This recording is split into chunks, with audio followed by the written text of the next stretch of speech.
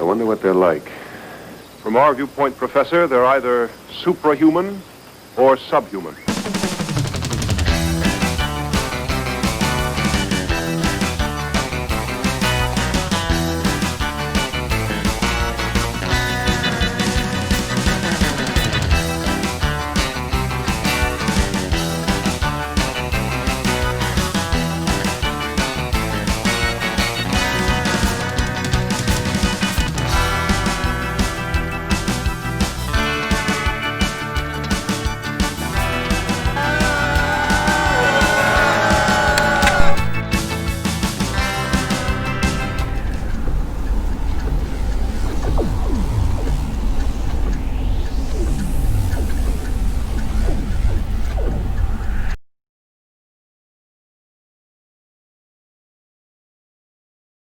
Good morning, good evening, good afternoon, wherever you are in the world, and welcome to this very special Saturday afternoon stream. To all of you Superliminal Stream regulars, today is going to be a little weird for you because we don't do a ton of old school on this channel, but we're going to start doing more. To all those of you joining here from the old school community, thank you very much. I'm going to give about 2 more words, then I'm going to toss it over to our host, DFB, who will give some meeting minutes as we're going, and then we will be on the roll, I suppose. DFB? Hey, Dan.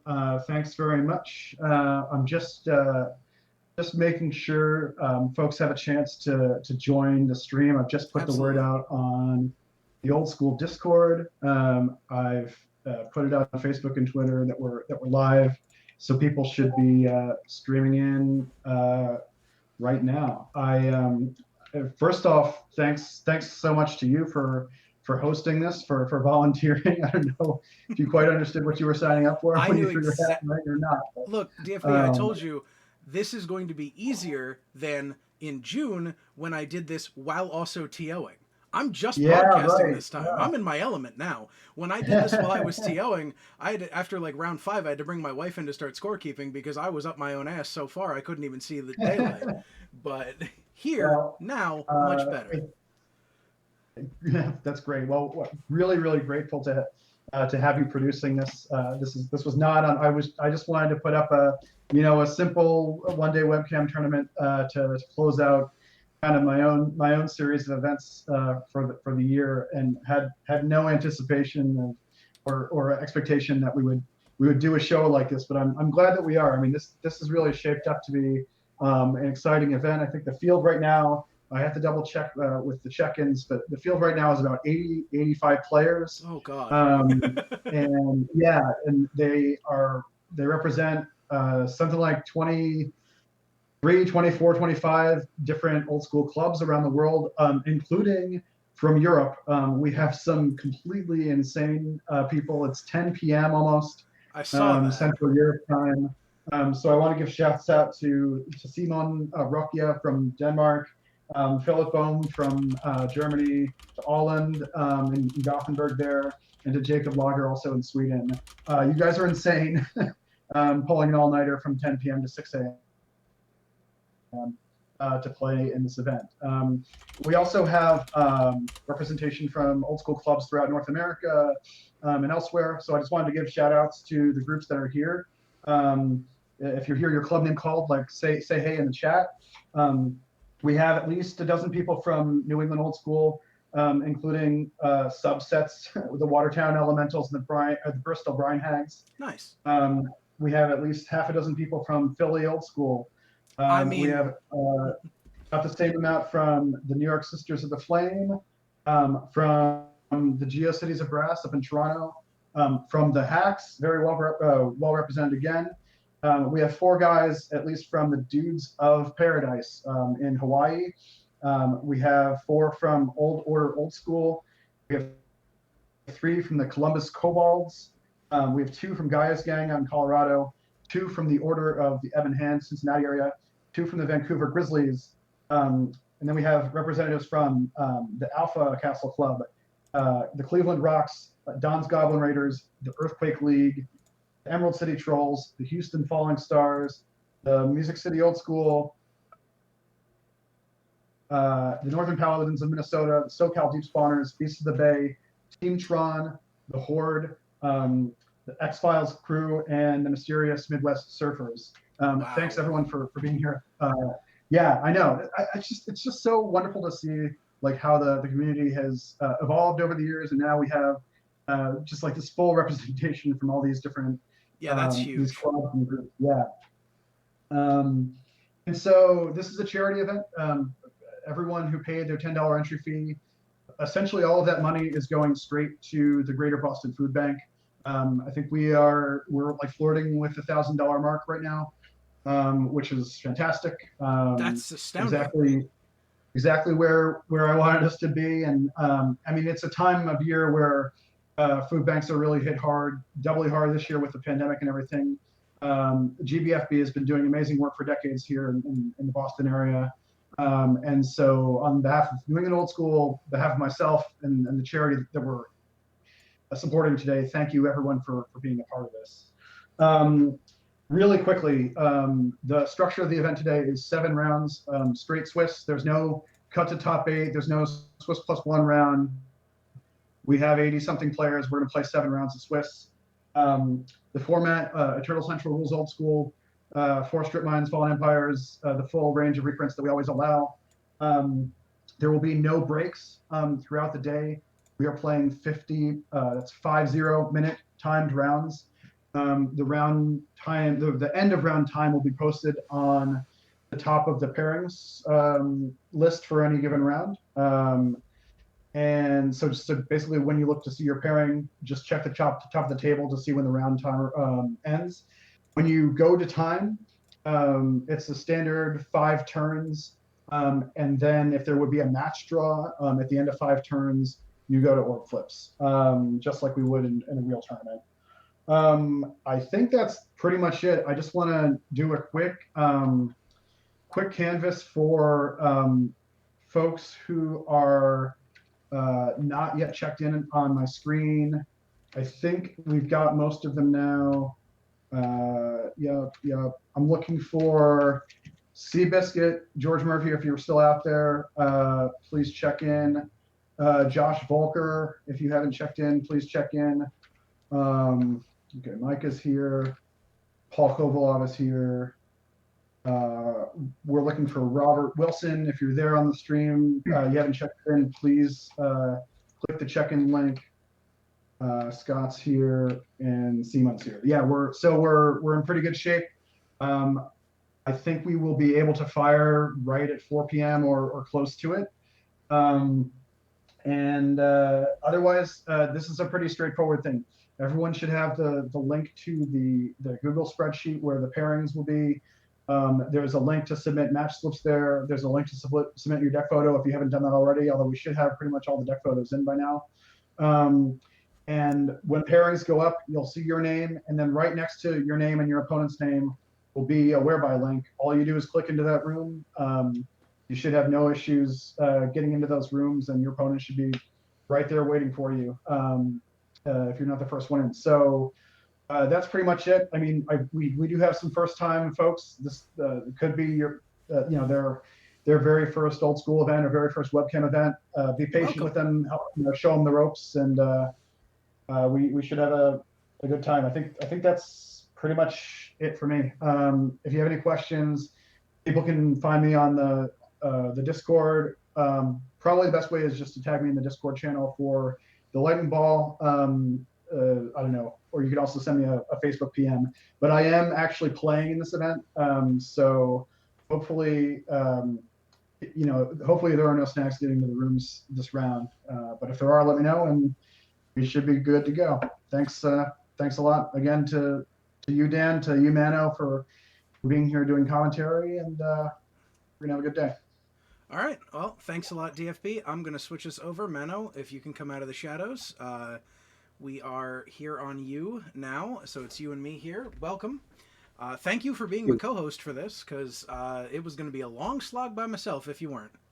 No, of course, man. Thanks for having me. I was actually kind of on the fence between playing in this event and doing commentary. The problem is, and the thing that was the kicker for me, is that I had planned on playing an aggressive 4 Blood Moon deck, and I realized that this is probably not the best tournament to play a 4 Bloodlines deck because of the Mayhem tournament everyone was going to be running Mono Ball, which turned out to be, more true than you might have thought. And so I decided, you know what, given all that, the deck I want to play is probably going to be terrible. Fuck it, I'll stream. I'll join you on your stream, which looks amazing, by the way. I watched a few of your streams, or a few minutes of various ones to prep for this. It's super professional, tons of cool stuff in there. I'm very excited to be a part of it, and thank you for having me. Hey, right back at you, actually. Longtime fan of the podcast, and I like your production value and everything else too. So I think this is a meeting of minds. And I appreciate the kind words. And it's one thing to be a fan of ATC, but it's clear that if you like the production value of ATC, maybe you've had a few too many already today, even though it's 4 p.m. Because that's the one thing that's probably lacking in that podcast. One of the things. Yeah, no, I mean, I like the way that you go about the sort of it got recorded, so why not? I've always liked that sort of blasé, just we're gonna get the message out there, because like so many people don't podcast or stream or whatever else just because they don't have the they're like, oh, it won't look perfect, or oh, it won't do this, or oh, whatever. And it's just like the thing I've learned. I've been making YouTube content since 2008 and streaming for the last almost 3 years now, and podcast since 2012, is just make the damn thing, get it out there, and do whatever. And some people end up with cool things, like they have cutouts of their own head on the wall behind them because they have cool friends. But you don't need cool stuff like that. That's also an emote in this channel. If you sub, you can get access to it. You just need to do the thing, right? Get it out there, get it recorded. Yeah, man. At the end of the day, it's just the quality of the content that matters. What you're talking about, the conversations, the stream, whatever it is you're actually doing, and the bells and whistles. They might help a tiny bit on the margins, but if your product isn't good, no one's gonna give a shit. And you're absolutely right. Just get it, do something that you love, get it done, get it out there, and don't worry about the all the deeds. Yeah, exactly. And I have the benefit of being married to a professional photographer and graphic designer. So she did all this. Oh, wow. I had nothing to fucking do with this. If I had done it, it would have been like, Times New Roman font just saying whatever. But she actually went and got the Wizards official font and did the title treatment there for us. And I don't do any of that graphical stuff. That's all her. You put me in front of the camera and I'll talk at it. But other than that, so... it's just about getting it done. We have a similar relationship in that my wife wouldn't be great in front of the camera. Sadly, she brings no kind of audio visual help to the table, as she is an APAC ADR trader. So that doesn't really lend itself much to streaming Magic the Gathering content. But it puts food on the table. So I mean, food on the table is also important. Like, you can't get very far, especially with what do you have, like half a dozen children or whatever, without food on the table. Okay. So it doesn't quite work the same if you don't have that. Right, a lot of it too, man. They're all old now. And like in the olden days, we would go to say like a Chipotle or something, and we'd get like 4 entrees and split them all between 6 people, and we could eat, reasonably cheap as a family. But now they're all big and they all just like crush their own burrito and whatever. And so now we go to freaking Chipotle and it's like $60 to eat dinner, and it's just like everything's starting to add up. So making sure there's enough food on the table is no small task these days. Don't warn me that's my future. My son just turned 3 months old yesterday, and it's 3 months. Oh, yeah. Wow, so you're right in the shit, man. I guess you're literal. You're getting out of the shit. The first few months are atrocious. You're approaching, some semblance of a normal life, I feel like. I mean, I can do this right now, so that's pretty impressive, right? You're taking 8 hours and more than that, because you've been setting this up for God knows how long. You're taking almost an entire Saturday to stream a purely casual, not-for-profit, old-school event.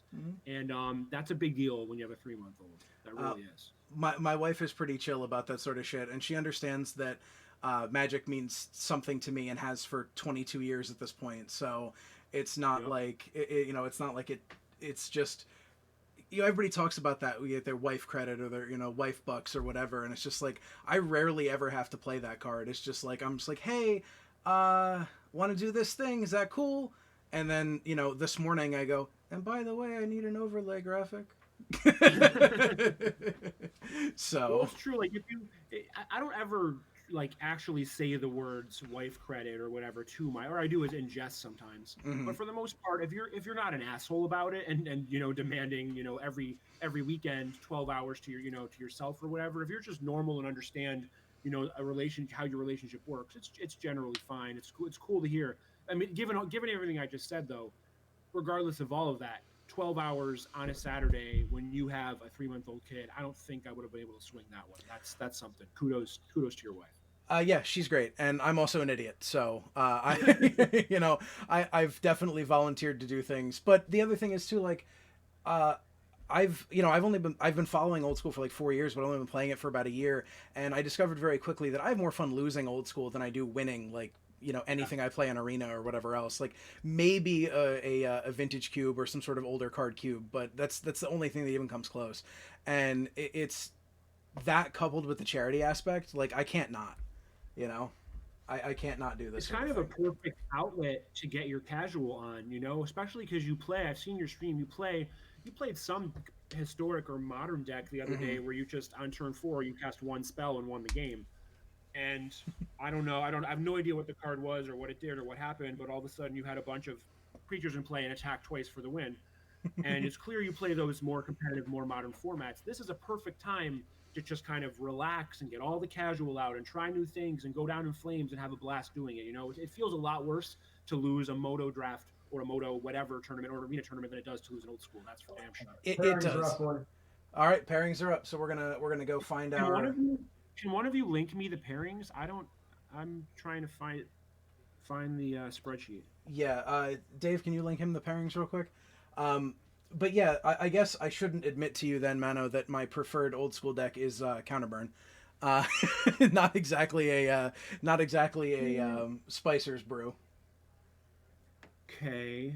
Hold on, I'm taking a look at the pairings. Like as long as you dabble in a bunch of things, it's fine. It's fine to like competitive decks. But just try a bunch of stuff out and lose with it, and it'll be a blast. I'm looking at the pairings right now to see who would be a good first round. Old School MTG Live, this is getting recorded. I'm very sorry that you are having issues.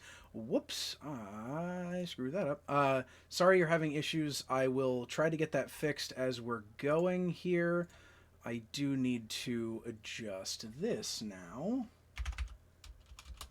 Oh, this might be one. A bit on the fly. What?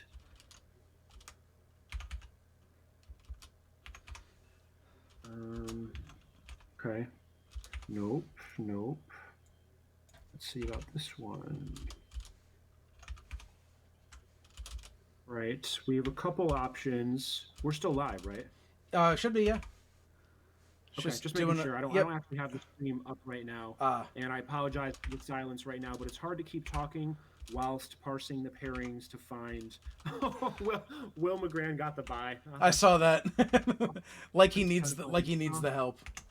And he obviously just wants to play Magic, and like it's really it's the one format where you get pissed off to get the bye, Yep, that's exactly correct. All right, I have a couple options. What should I do? Should I just call it? Do you think? Call. What do you want to do here? If you call it, we can jump in. That's not a big deal. Okay, let's do. All right, there's one more I wanted to look at. I just want to see what this guy's playing. Hold on 1 second. Mm-hmm. Yep. Will just said in chat he's been losing round 1 a lot lately, so he'll take it. Take anything, right? I mean, look, you take everything you get. Yeah, let's do. All right, let's do Jeff Flew against James Lebac in Lebac on table 34. It looks like 34. All right. How do I?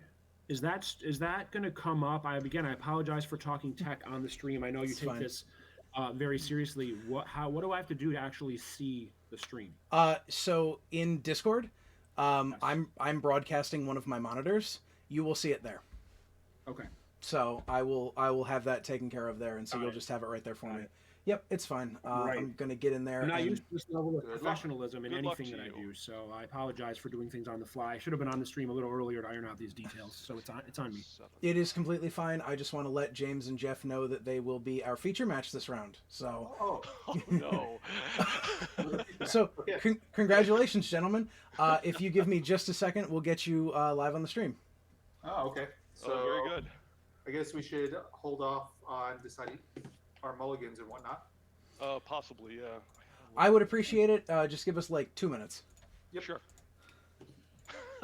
Yes.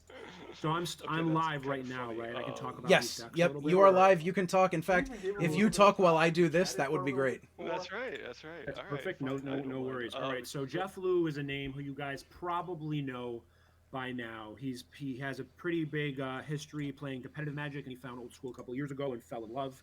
He really likes spicing and playing, and like kind of a page out of my book, and playing kind of these weird tier 2. His brews are closer to tier 3 than tier 2, but these weird non-tier 1 brews, and trying to eke out a 4 and 2 with them.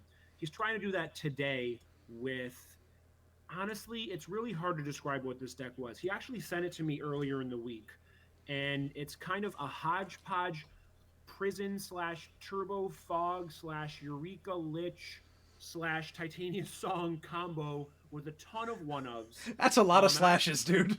There's a lot going on in this deck. There's like so many 1s and 2-ofs. Okay. So if you're ready to go, I'm ready to go. I'm going to let them know that we're ready to go and they can get started. Okay. All right, gentlemen, we are ready for you. So you can get started whenever. Also, you guys will be muted. We will not be able to hear you on the broadcast. So you just keep on playing and we'll keep on hosting. Good luck, guys. And we will transition out to here. You should be able to see it in Discord. I know what you got to do. There is a if you click on how best to tell you to do this. Do you see there's a little window? I'm trying to figure out the best way to tell somebody how to do this because I haven't ever had to tell anybody how to do it. So we're in this call. You see where it says I'm live in the general channel? It says my username and then has a red box says live, a red bubble says live next to it. Yeah, I see that, yes. You should be able to, what the hell is the thing you click? I forget. Thank you, Demonic Hordes, for the beautiful transition. I really wish I could remember how to tell somebody how to get into this. Do you see a little window anywhere of your camera? Yes. Double click on that. I think so. Okay. Oh, I turned myself off. Okay. Well, I can go here. Jeff has led with Ivory Tower, and there we go. Bayou into Ivory Tower, and then we had Volcanic Island Sapphire. I'm in. I'm in. All right, you're in. So you can see them now? Yes, I can see them now. Yep. Okay, so we had Volcanic Island Sapphire out of James, and then Jet into Atog. So. Okay, so Jeff is on. Or I mean, like I said, Jeff is on this weird kind of hybrid of 3 or 4 different strategies that may or may not overlap much at all. He actually mentioned the deck to me. I was like, dude, this is way above my pay grade, but you should reach out to Ben Twitchin, who loves playing dirtily prison-esque decks with 2 disenchants. And so he did, and he landed on, some kind of concoction, which we're going to find out exactly what it is. James is not on your father's Atog deck, despite leading with a turn 1 Atog. I don't know. That looks pretty good. Pretty good, like your father's Atog deck. I know, but he's actually on like a big red org style deck. So is he the guy whose deck list is Mono's org deck? Yeah, is it actually that? I just saw it was an org deck. Did he name it that? Somebody did. I saw there was somebody whose deck list name was Mono's org deck. It could easily be him because there's only a couple of decks, maybe 2 decks that fit this description. Mm-hmm. It might be him. But I just kind of wanted to see that, org decks aren't like the tier 1-iest of creature decks, and I want to see how it fared against Prison, to be honest. So it was a little bit selfish on my point. And Jeff Liu's brew is obviously insane as per usual. It looks like he's in a pretty good spot with first turn Tower into Relic Barrier plus Howling Mine. That's going to gain him a lot of life. It is, and I like how he led with the Relic Barrier over the Howling Mine. It's an easy play against, presumably at that point, he still thinks he's probably playing against a full-fledged Atog deck, so you can't lead Howling Mine into Tog at that point. Mm-hmm. So he sequenced it right, and he's in a great space right now, taking 1 a turn from this Tog and actually netting life on all of this. Yeah. Oh, and now Island Sank? Okay. All right. This is a deck after my own heart as well. Right, so that's a 1 of in his list. He has 1 Island Sanctuary. He has some other spice, and he has literally one of all the fogs: one darkness, one fog, one whatever the hell the white one is, holy day. He has the one island sanctuary. He has one arborea, one sylvan. He has literally one Felwar stone. The relic barriers and howling mines are like the only 4 of in his deck. He has 4 of each of those, 2 towers, and 2 of a bunch of other lock pieces. I would love to know how he ended up at 2 towers. You know what he did? He actually talked to Ben Twitchin, who talked him down off of 3 to 4 towers because he said they were bad in multiples because you can't you don't want to play them all at once because your hand actually gets smaller. I guess fair. So I don't know. Oh, shatters it out. How much I agree with that logic? Yeah. So what do you do there? Do you shatter tower? Do you shatter howling mine, or do you shatter relic barrier? That's actually a tough spot. I mean, I will default to you because in the last couple of years you've probably studied shatter more than anyone else, given a certain famous play that we won't talk about. But that means I'm not good at shattering, so that's why I'm asking for your advice. I need help. I need to build up my shatter game. I guess it's the question, right, of do you want to shatter the thing that's giving your opponent card advantage, or do you want to shatter the thing that's giving him life advantage? And I guess his decision was, because Jeff stuck on mana, the life advantage, because as you would just see, he just had to discard a Winter Orb. So that's insane. So he's been drawing 2 or 3 cards for 2 cards for 2 or 3 turns, and he's still discarding. He's not drawing another mana source. I think I disenchant Howling Mine there, to be honest. Yeah. It seems like it's tying everything together. It powers that Ivory Tower. It obviously turns Relic Barrier on. It lets Island Sanctuary do something when the time is right. I would have probably shattered the Howling Mine. Yeah. All right, that's probably a problem. I do know for a fact that Jeff Liu plays exactly 1 Swords to Plowshares in his deck. Let's hope he can find it. He had 0. Oh, he found it! Must be nice. Yeah. So never didn't have it the other day. He had 0 the other day, and then he sent me his list literally a couple hours ago, and he's up to 1 now. So he decided to play 1 of arguably the best removal spell in all of old school. Well, I guess, I guess better lucky than good is the expression that I think. But if you can, but if you can be lucky and good, I think that works even better. So. Right. That's how you win tournaments. I don't think he's trying to win this tournament pretty clearly. He told me he's trying to run up the 0-2 bracket to get to 4-2 by playing a bunch of Ball Lightning decks because he's playing Wall of Spears in his sideboard. He told me that's his big tech. So we'll see how much if that comes to fruition or not. But that's his big plan for the day. I think if he could block 1 Ball Lightning with a Wall of Spears, he'd call it a win. I would. That seems like a pretty solid way to block a Ball Lightning. And I got to tell you, looking through the deck list, there are more Ball Lightnings than I expected in this. Aren't there? Yeah. So that's what I was saying in the little intro. There's probably 7 or 8 mono red Ball Lightning Blood Moon decks, right? And it's like it's just a feel bad to play your Blood Moon deck against another mono red deck. But I guess at the same time, they probably have their own dead Blood Moons, so might not be the end of the world. Yeah, and I think. I mean, that's definitely the case, and like it makes your sideboarding a lot easier, right? Just you're ditching the moons. Exactly, you get some free pulls. See, this is an example of why I would have killed that Howling Mine. Jeff is just going off with it. Yeah, like, now he is. Like 5 cards. I assume he's trying to kill the Howling Mine now. Better late than never. But yeah. Wow, how high is that orb? Well, he hit it. So nope, hit the Island Sank. Hit the Island Sanctuary. Maybe he's trying to. See, I don't know. The thing, it sounds okay, and you think he's not even declining to draw at this point, Jeff. He's like, who cares? I'll just take 1 from this Tog. Sure, whatever. Animate these. Yeah. Yeah, I think it's got to be Howling Mine there. That thing is just the scariest card. It's literally for him. It's just a personal Howling Mine. Yeah, yeah. Did Jeff agree. No. Did he not tap? No, he had the mana up. I don't know why he didn't tap either of those and just took 3. That doesn't make any sense, right? No. And that's not a play. Like, Jeff is a very good Magic player. He borderline has a Grand Prix top 8 to his credit. He has, a million PTQ wins from back in the day. He's played on the Pro Tour a bunch of times. He's he doesn't make mistakes.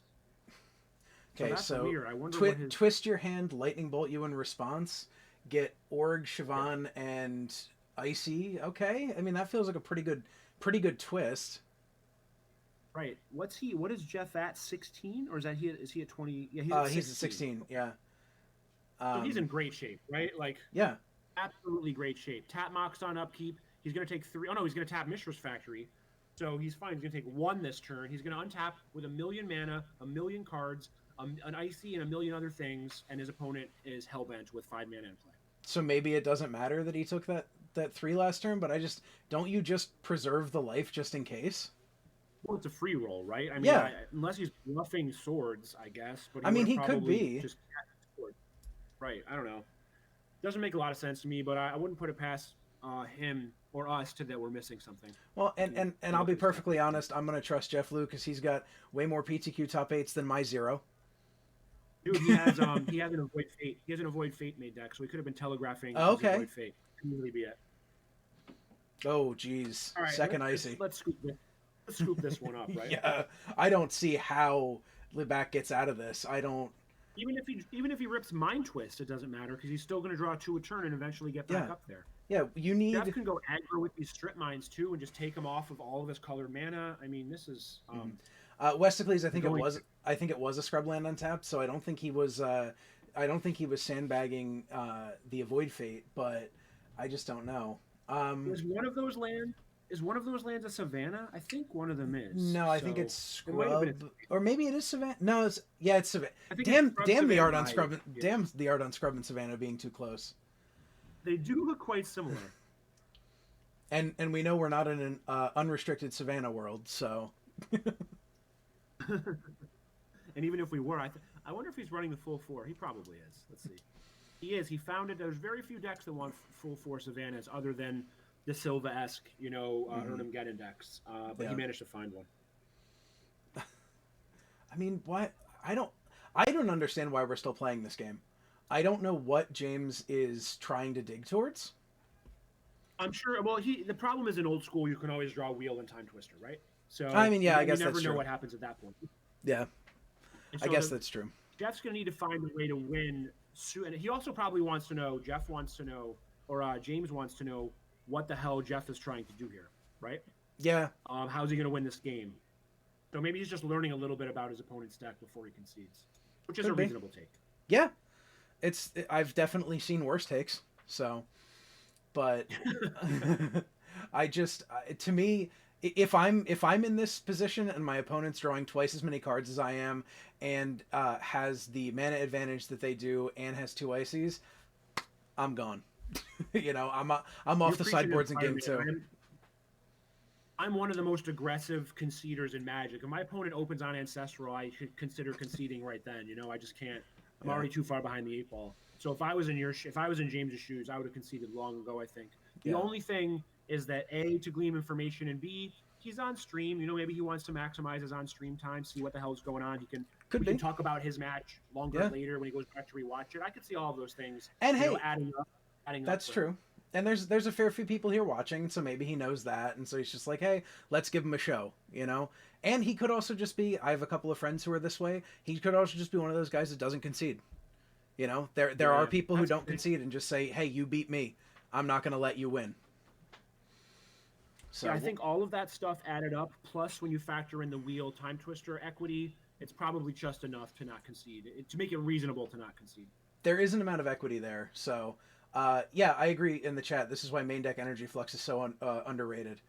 I think that's a real thing, right? Is that just look at what this would be if there was an Energy Flux on the other side.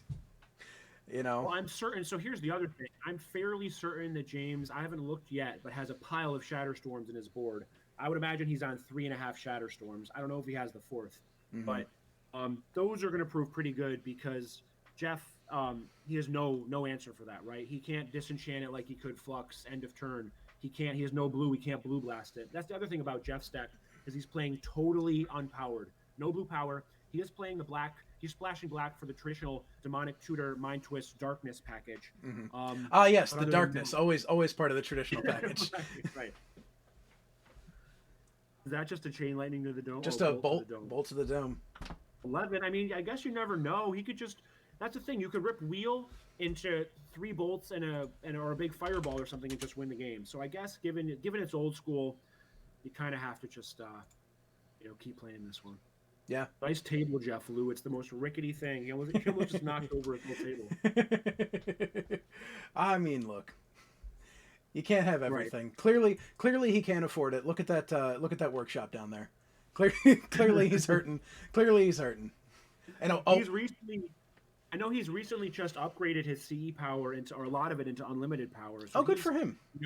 A lot of people when they're treading water in old school and they're not sure how excited they are about it. You don't invest 5 figures into your Magic collection if you're not sure you're in love with something. It's true. But he's clearly been bitten. He's in love. He decided to take the leap recently. And wow, his one of his actual favorite cards in Magic, the Miser's Time Vault, hits the table. I love that card. I wish it were more abusable in this format, but I'm also glad it's not. Like, so for personal use, I wish it were more abusable, but to play against it, I'm glad it's not. The thing is, it's not really abusable in his deck. He's not trying to twiddle it or do anything broken. Right, because he's got no blue mana. Right, exactly. But he is, so what he is that he's a big fan of Time Vault for just, like, eking out little advantages, right? Like, did you know that there's a magical phase in between turns where if you're playing against a player with, like, Tome or Library, and they say go, and you go untap my Time Vault, take an extra turn, they cannot respond by activating Tome or Library. So you can trick them or get them off of some cards that way, build up your fake turn, keep it, or your extra turn, keep it in the bank, wait until you play some Howling Mines or a bunch of creatures, or tap out for a big spell that they counter, and then take your free turn and play another big spell that they can't counter. So there's a lot of little things you can do with Time Walk outside of just twiddling it, and he's really has been spending a lot of time learning on working out those little kinks and breaking them. And holy shit, he just the avoid fate. Oh, he had it all this game. He clearly had the avoid fate earlier, right? That's why he kept his Savannah. Yeah, it has to be that he's had that the whole time. Wow, that was cool. All right, and we're gonna see the vault untapped. Right, give your opponent an extra turn. Right, they have literally nothing going on. They're just gonna get an extra turn with Howling Mine in play. Yeah, not to mention you have your opponent just played a Loa with an empty hand. So right. Like, what do you even do there? Like, cool, I guess. Neat. Yeah, neat. Neat is probably the right word for it. Neat. But yeah, this is going to be interesting. I think he let him attack again. All right. He is his fog. He is Holy Day. Yep. I was going to say my art is failing me. My art knowledge is failing me, but that makes sense. That's Holy Day. I only knew that because I chatted with him about his deck list. It's funny that he's playing one of each of the fogs. You'd think to play around like Meddling Mage or something, but there's nothing like that in the format. So I wonder what his rack. Probably just to mix things up. Yep. It makes the picture look better. It does. The more one-ofs in your deck, the better your deck pick looks. That's the further you have to zoom out to get all the cards in the picture, the better it is. Reminds me of the what was it? So I guess. Go ahead. No, you go ahead.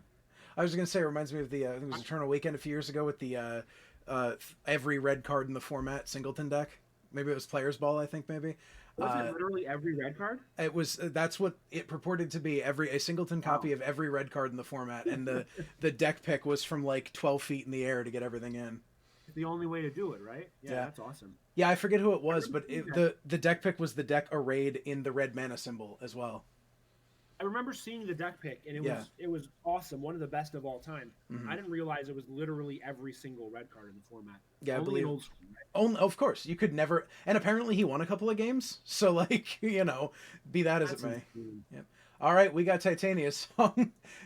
Wait a minute, we have an extra turn, and we have Titania's song. I think that's what he was waiting for. He took his extra turn. He put it in the bank, right? So now he gets to untap his mana vault, his time vault, because it loses all of its abilities. And that's gross. And it kills his opponent's Moxes. Jesus. Yep. Yeah. Okay, that's a pretty good way to end a game. Yep. Well, this was a lovely opening game for the stream, right? I feel a good pick, man. I know. I feel bad for James. There is an argument that he dug his own grave by not shattering that Howling Mine earlier, because that is kind of what turned all of this on. But it's a lesson learned for next time. Yeah, right? We learn new stuff every time we play a game of Magic, and maybe he'd never encountered this Relic Barrier Howling Mine engine before. It's entirely possible. It's true. I am going to go to the booth view again so that they can get the sideboard going, and we can chat about what we just saw. Yeah. All right. Let me bring up James's deck. Here it is. Okay, yeah, he did actually call it Mano's Org deck. Let's see how true he stayed to it. All right, so he punted again in that he only is playing 2 Shatterstorms. Honestly, the reason that I love this deck, and I love big red decks in general in old school, is because you get to play Shatterstorm, you get to play Blood Moon, and you get to play City in a Bottle. Yep. And I think that there's very few decks in old school, basically 0 decks, other than like, you know, mono green weenie or whatever, that are not hosed by one of those 3 cards. Yeah. And that's really the power in the deck. It's just playing Shavans and Bolts and Fireballs and whatever. Like, it's okay, but it's not going to really be able to keep up with the Dibatogs and Shop decks of the formats. But once you sideboard in 3.5 Shatterstorms against Shops, or, you know, 3 to 4 Blood Moons against, you know, the 5-color white decks, the Temple of Sped decks of the world, or bottles against Arabian Aggro or Dibbatog or whatever, like that's where the edge comes. And it looks like he has 0 bottles, only 2 Shatterstorms. He does have the 2 main deck Blood Moons, which is right-ish. But I would really the secret of this deck is in the sideboard, and I would have gone super hard on Shatterstorm. And I would have had a few bottles in here. Not that they would have mattered for this matchup, but he's going to really miss not having that extra 1.5 Shatterstorms. Yeah, it's real, I think, being able to answer. I mean, that game swings so differently if you can get 2 red sources in Shatterstorm, and especially against an opponent like we talked about with Jeff's deck who doesn't have counter magic, right? Like, you just... You don't have to worry about it. There's no blue mana. If you get to 4, you do it, and you probably just win. Yeah, because how long it takes him to claw back, again, with no blue mana, so he's not drawing a bunch of extra cards. If you destroyed his Howling Mine, he's not coming back into this fast enough to actually be a threat at that point. I think he's probably just sitting there, you know, drawing his 1 card a turn while you're doing normal ATOG things at him. And, you know, so maybe that's, and, you know, maybe it was a concession to not knowing how many Shops decks there would be. Maybe it was a concession to, I mean, I was going to say maybe it was a concession to assuming people wouldn't be spiking this, but he's kind of spiking, you know, he's on the spike spice border a little bit. And so it's just, but he's playing a real deck. At least. Yeah. He's on the spike side of the spike spice border. And so, Sure. you know, I'm not going to give him and say, oh, he wasn't expecting that. And so I just find it a little suspect that you don't do that, but at the same time, again, who knows? We don't know. I don't know him, at least, and so I don't know his history with the format or anything else either. I think, to be fair to him, a lot of people do that. When I show them this deck or they ask me about the deck, they're like, you really need the 4 Shatterstorms? Yeah. And I'm like, yeah, man. I mean, maybe you could shave 1, but there's a huge difference between having 2 of a card and 3 of a card in your deck, right? And that's you know, where the cusp is to me. If you have the 3rd copy of it, it's a card you really want to draw, and you probably will draw. If it's 2, maybe you get there, maybe you don't, but you're not kind of leaning on it. And you're definitely leaning on Shatterstorm in these decks, with these kinds of decks. It looks like he's also sideboarding Strip Mines, which is fine. I actually am fine not playing main deck Strip Mines with or you don't want to trade mana when you're trying to play 6 drops and Fireballs, and you can't afford to play more colorless mana, and you're Blood Mooning anyway. So I didn't even play. I played a version of this Org deck in the Winter Derby last year and did pretty well with. I think it was a 4-strip format, and I might have played just 1 strip just to keep them mildly honest for library or something. But I didn't max out on strips at all, and it's definitely a deck where you don't have to. I kind of love finding decks that you can play in EC and Pack Rules 4-strip formats where you do not have to play the 4 strips, and this is certainly one of them. I have honest to God garbage tier variants, so anytime I don't have to play, you know, 4 strips and 4 factories, I try not to, because I'm the guy that's like, oh, I've never seen a colored source this whole game. Whoops. No, I know. All right, well, they're about to get going, so I will switch us on back to the match view, and we can get a look at game 2. I'm interested to see how this goes. So Jeff still doesn't really know. Oh no, he saw Siobhan, so he knows that that James is not on, you know, textbook Dibbatog or anything. Yeah. He might not know exactly what's up. He is seasoned in the ways of Org decks, though. So he might be onto it a little bit. Well, we've got This could be turn 2 Org, which is tough to deal. No, just the a Tog. worst ATOG in the world. Okay. the sad ATOG with 1 artifact in play. Like if that's an Org, he might just win the game because Jeff's on 1 swords, right? So it could. Maybe he's saving it for a Siobhan. That could be it. This is probably a turn 3 Siobhan. I mean, that also seems pretty good. He's going to feel terrible casting that Siobhan into presumably 4 swords, but little does he know Jeff only has 1. Yeah, I think that'll be interesting to see if we get that on turn 3. I think you have to just cast it, right? What the hell? Unless you have like Wheel or something, what else are you saving that mana ball for? So yeah, it's now or never. Looks like Orb Doesn't have it. Mm. And that's sad. Let's see how many fatties is he actually playing. Why does this keep going away? Let's see. He's playing 7 fatties, the full 4 Siobhans and 3 Orgs. He only has that single ATOG, which he draws every game on turn 1 or 2. Go figure, right? Arborea. One of my tried and true favorites. It is. It's something that I've dabbled with a tiny bit. I haven't really put in the energy to get to truly work. It's a pet card of Jeff's, though. He likes playing 1 Arborea in a lot of decks. So we'll see how it works here. Right now, it's obviously not doing much at all, but when he starts getting his engine going and getting some Howling Mine stuff going and all that stuff, it can be quite a potent threat. I guess it's the right word, but... Blood Moon. There we go. So that's really bad for Jeff. Yes, it is. That's really bad for Jeff. He has no basics in his whole deck. Oh, God. He has a Chaos Orb, and he can play his Howling Mine, Relic Barrier, Icy Engine, but it doesn't really do anything. Mm-hmm. He also has no Moxes because he's playing fully unpowered. Right? Yeah. He's playing 3 shops and 1 library, but no actual Power 9 cards in his deck. That could do it. I think someday we're going to have to reevaluate what power means. Because I agree. There's certainly corners you can cut to qualify as a powerless deck while still playing uber powered cards. Mm-hmm. I don't think he's doing that here. He's only playing 3 shops. First of all, he's not shopping out Suchis and whatnot. He's just oof. So I don't think he's trying to cut corners. Wait, no. Did that? Why is that? Why is that Blood Moon in the graveyard? So we're just wrong. That Blood Moon's in the graveyard. Oh, it's not. What happened here? I don't know. Did he float mana? He didn't have any mana to float to disenchant. So what are we missing here? I don't know. I don't know why that's in the graveyard. Chat, help. Did anyone see why that's in the graveyard? Oh, I think that it's not in the graveyard. He put the Shatter on top of it by mistake. I hope so, because I want to believe that's in play. He was tapped out, and he has no way to kill it. There's no way. Yeah. I guess we'll see if Jeff casts a colored spell. Right. Yeah, should not be in the grave, says Slant Fan. Also, hi, Slant Fan. Yeah. It looks like he played the Bloodborne down a la the way he played that Soul Ring kind of right in front of him. Yeah, just blop. And ended up being where his graveyard, traditionally is, and he probably just threw the Shatter on top of it. Jeff's probably... Just a messy battlefield. If you were an angle shooter, you could just be like, you just start playing your cards and pretend Blood Moon's on in play, right? Because it doesn't look like it's in play.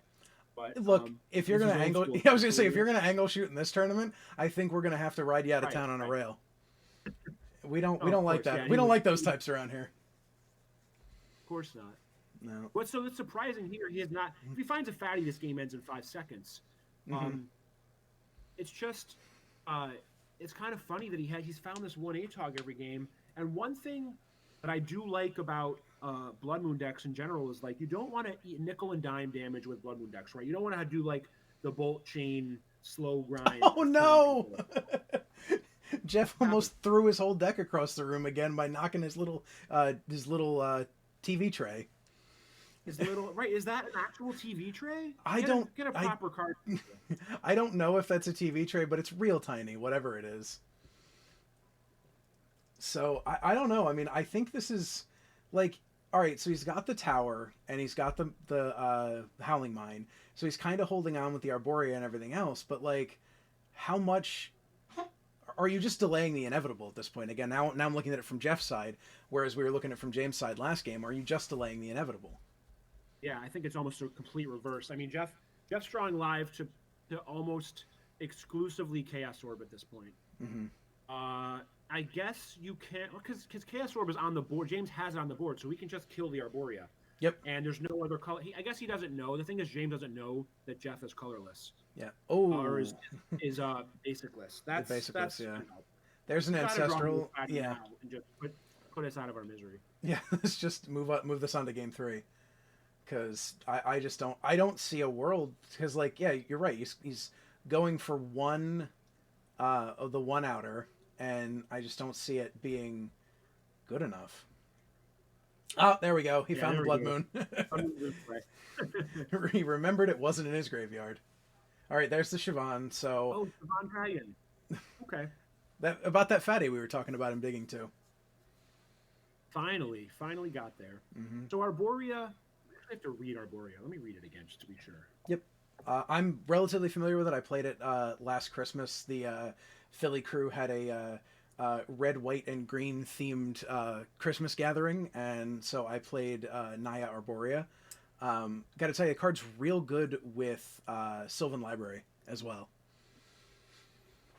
Yeah, because you can just not take any damage and sit around and do nothing and draw cards. Didn't put a card onto the battlefield, huh? Okay. Mm-hmm. So, I mean, either way, sure, it can do something here. But first of all, James does have Chaos Orb, and second of all, unless Jeff actually gets his Chaos Orb, he's just not casting a spell for the rest of the game. So yeah, this is all kind of a moot point. Yep, and then eventually the orb once there's like 2 Siobhans on the battlefield, the orb takes out the Arborea, and then James goes to town with the Air Force.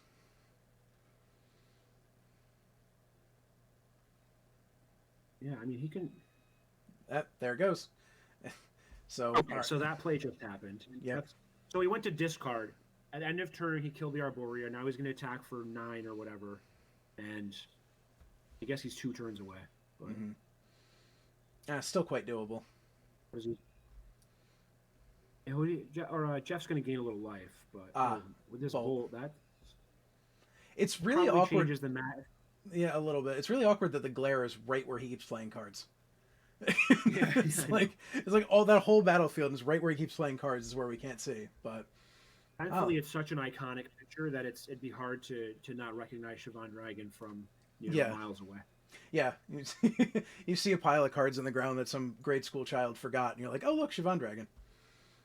Right, you could probably see that from a literal mile away, or smell it at least. I know I can. Turned enough up and sideways. 1, 2, 3, 4, 5. Looks like he can attack for 10. Jeff gains 3, and it's still a 2-turn clock. So Jeff has to draw Chaos Orb right now. Mm-hmm. Oh, does he have Tog for the full?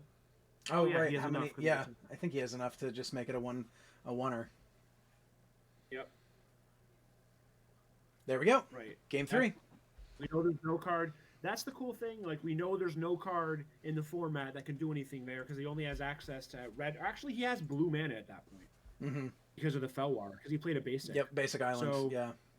I guess you're pretty confident that Jeff doesn't have Blue Blast for your ATOG, but I would say at this point you've probably seen enough of the deck to assume that he's either running real cold on blue mana sources or just raw dogging it with the Felwars, which I have seen before.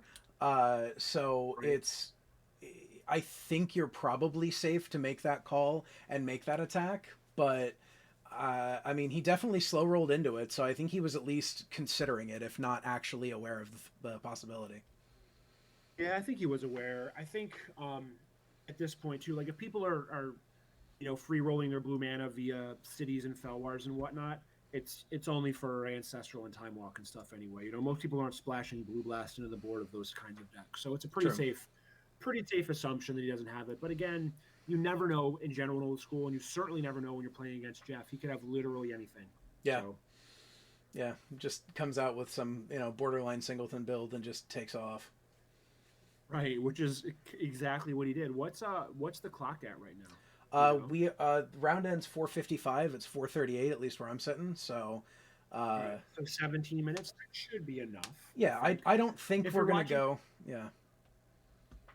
They might get an extra minute or two or something. Yeah, they started a smidge late. Probably. Yeah, I'm usually comfortable, and obviously I'm not running this. DFB is, but I don't know that he'll scream at me too loud if they take an extra 2 minutes to report because we had them on stream. So DFB, if you're out there and listening, feel free to scream at me in Discord if I'm wrong.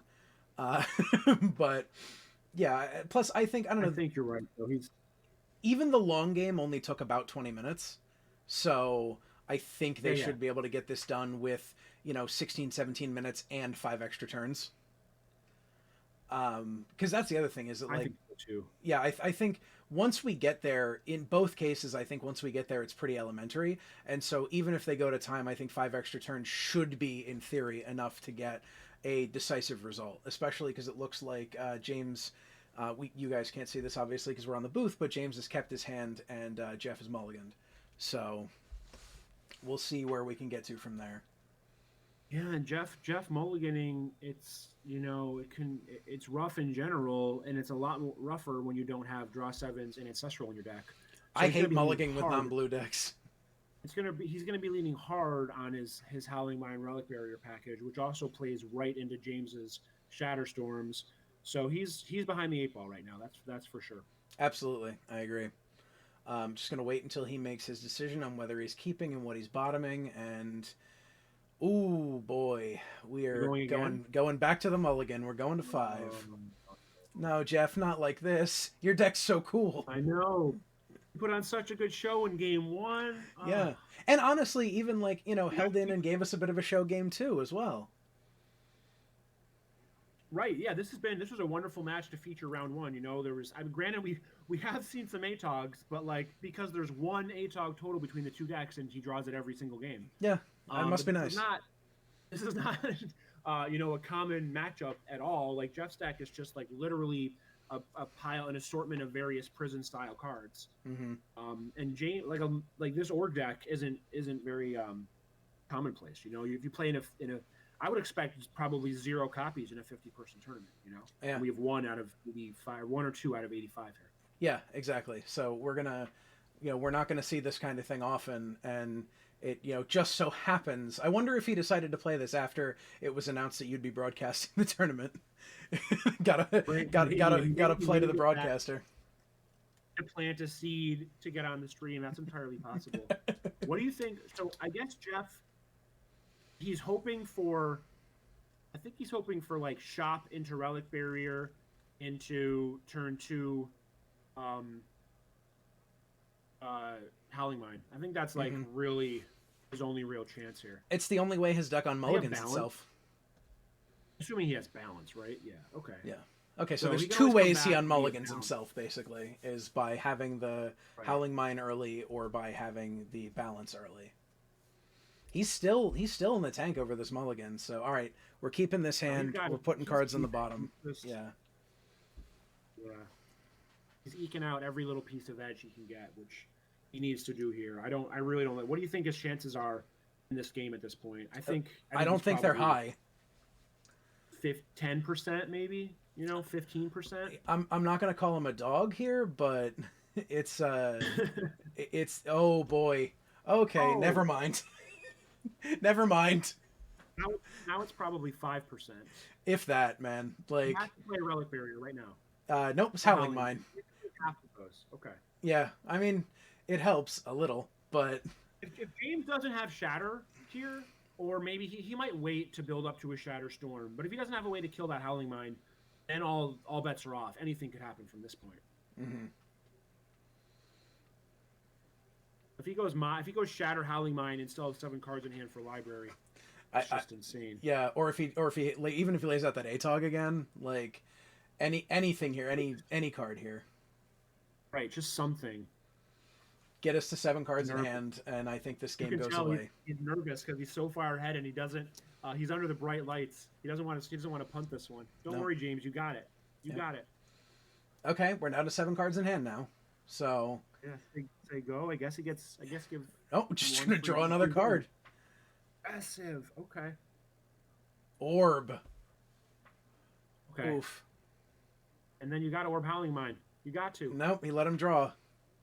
Oh God, I guarantee Jeff was like, please don't on my mind. Please don't on my mind. Please, please, please. That please was, don't. I mean, that was the thing that killed him in game 1 too, was letting the, oh no, an orb, was letting the Howling Mine live.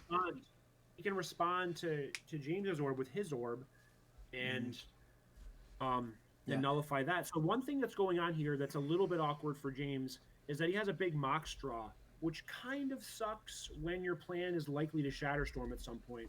As the game goes a lot longer, it's going to matter a lot less, and with all of these extra cards, it's probably going to matter less. But it is a little awkward, I'll say that. Yeah, I mean, if I'm him, especially with mana up, I'm orbing that mine 100 times out of 100 because, I agree. letting Jeff mulligan to 5, you kept 7 and you had a Loa. Like, even that's not enough card advantage to beat out the unmulliganing that Howling Mine is going to do for Jeff, in my opinion. I completely agree. I think that's something you just have to do. And Jeff's only chance to come back in this game is to draw a bunch of cards via Howling Mine. And Let's it's see here. Lightning Bolt. Yep. Okay. I mean, what? Like, Still have all these cards. You know, he's just like trying to get down to 7 cards. Oh, did he main phase library and then that's the second. It's the second turn in a row he's main phase the library. I don't. Oh, second Howling Mine. I'm fine Jesus. with it the first time. I'm fine with it the first time. This is a big deal. This is Jeff's out because now who cares if you're drawing 3 cards a turn or 4 cards a turn? It doesn't matter too much, right? So the library, this kind of turns off library, digs him out of his mulligan, and it gives him outs. So we'll see what happens here, but it's at least a game. Yep. Yeah, because you're right. The difference between 3 cards a turn and 4 cards a turn isn't good enough to merit worrying that much about it when it's unmulliganing you. Like, I think this turn, Jeff is back to parity on cards. So without the library, he would be. True, like, good point. So he's like 1.5 turns away from parity on cards, and James is just which is saying a ton given he double mulliganed and James led with turn 1 library on the draw. Yeah, right? It's saying a ton. Hey, there's an org. Look at this awkward Shatterstorm draw, though. Yeah, you know? Jesus Christ! If Jeff the next turn unloads Felwar plus Icy or something, and he wants to blow up the board, it's going to destroy his mana. Yeah, absolutely. Just leaves him in the dust with 4 mana to Jeff's 4 mana. You know, it's not. Right. There's no mana benefit to Shatterstorm now, and that's why you want to run it. Yeah, Jeff would be up cards at that point if that actually happened. Yeah, which again doesn't need to happen now, but it is theoretical. I guarantee those Shatterstorms are in his deck, and they're likely to be drawn when you're drawing 4 cards a turn. So, yep, and there's an Icy. So So Jeff for the rest of the game is very likely never going to tap out. That was the last chance that turn to tap out of 2 mana to end of turn disenchant. So I don't think that's happening for the rest of the game. He's too scared of Blood Moon. He knows he can't win if that thing hits the board. Or I guess he has Chaos Orb, but I guess James has Chaos Orb in response. He could do some like tap your Chaos Orb first, then use my Chaos Orb play, I guess. So he's not drawing totally dead, but I guarantee you do not see Jeff tap under 2 mana for the rest of the game. Yep. And just like even that detente, right? The Chaos Orb detente, that's just a psychological game at this point. Like you're not even really cool. That's keeping your opponent from activating his Chaos Orb, but you're burying him under card advantage anyway. The Chaos Orb detente is only so effective as a deterrent, and the number of cards Jeff's going to be up here over, James, who I don't know if he's just drawing dead or what's happening, but like he's drawn so many cards and Jeff's at 17. Like, I know. I do. All of his cards appear to be mana, basically. A Chaos Orb and a Bolt. And he can finally play the Org that turn. Yeah. So if you hear that in the background, that's my landline that my wife has and pays $37 a month for that I've talked about ad nauseum. The infamous landline. Yeah, we've heard all about it on the ATC. So yeah. But no, I just don't like. James is drawing so many cards. Like you figure maybe there's a Siobhan in there somewhere. Like maybe he's got a Sapphire, so maybe there's a Twister in there somewhere. Like what are we? Right.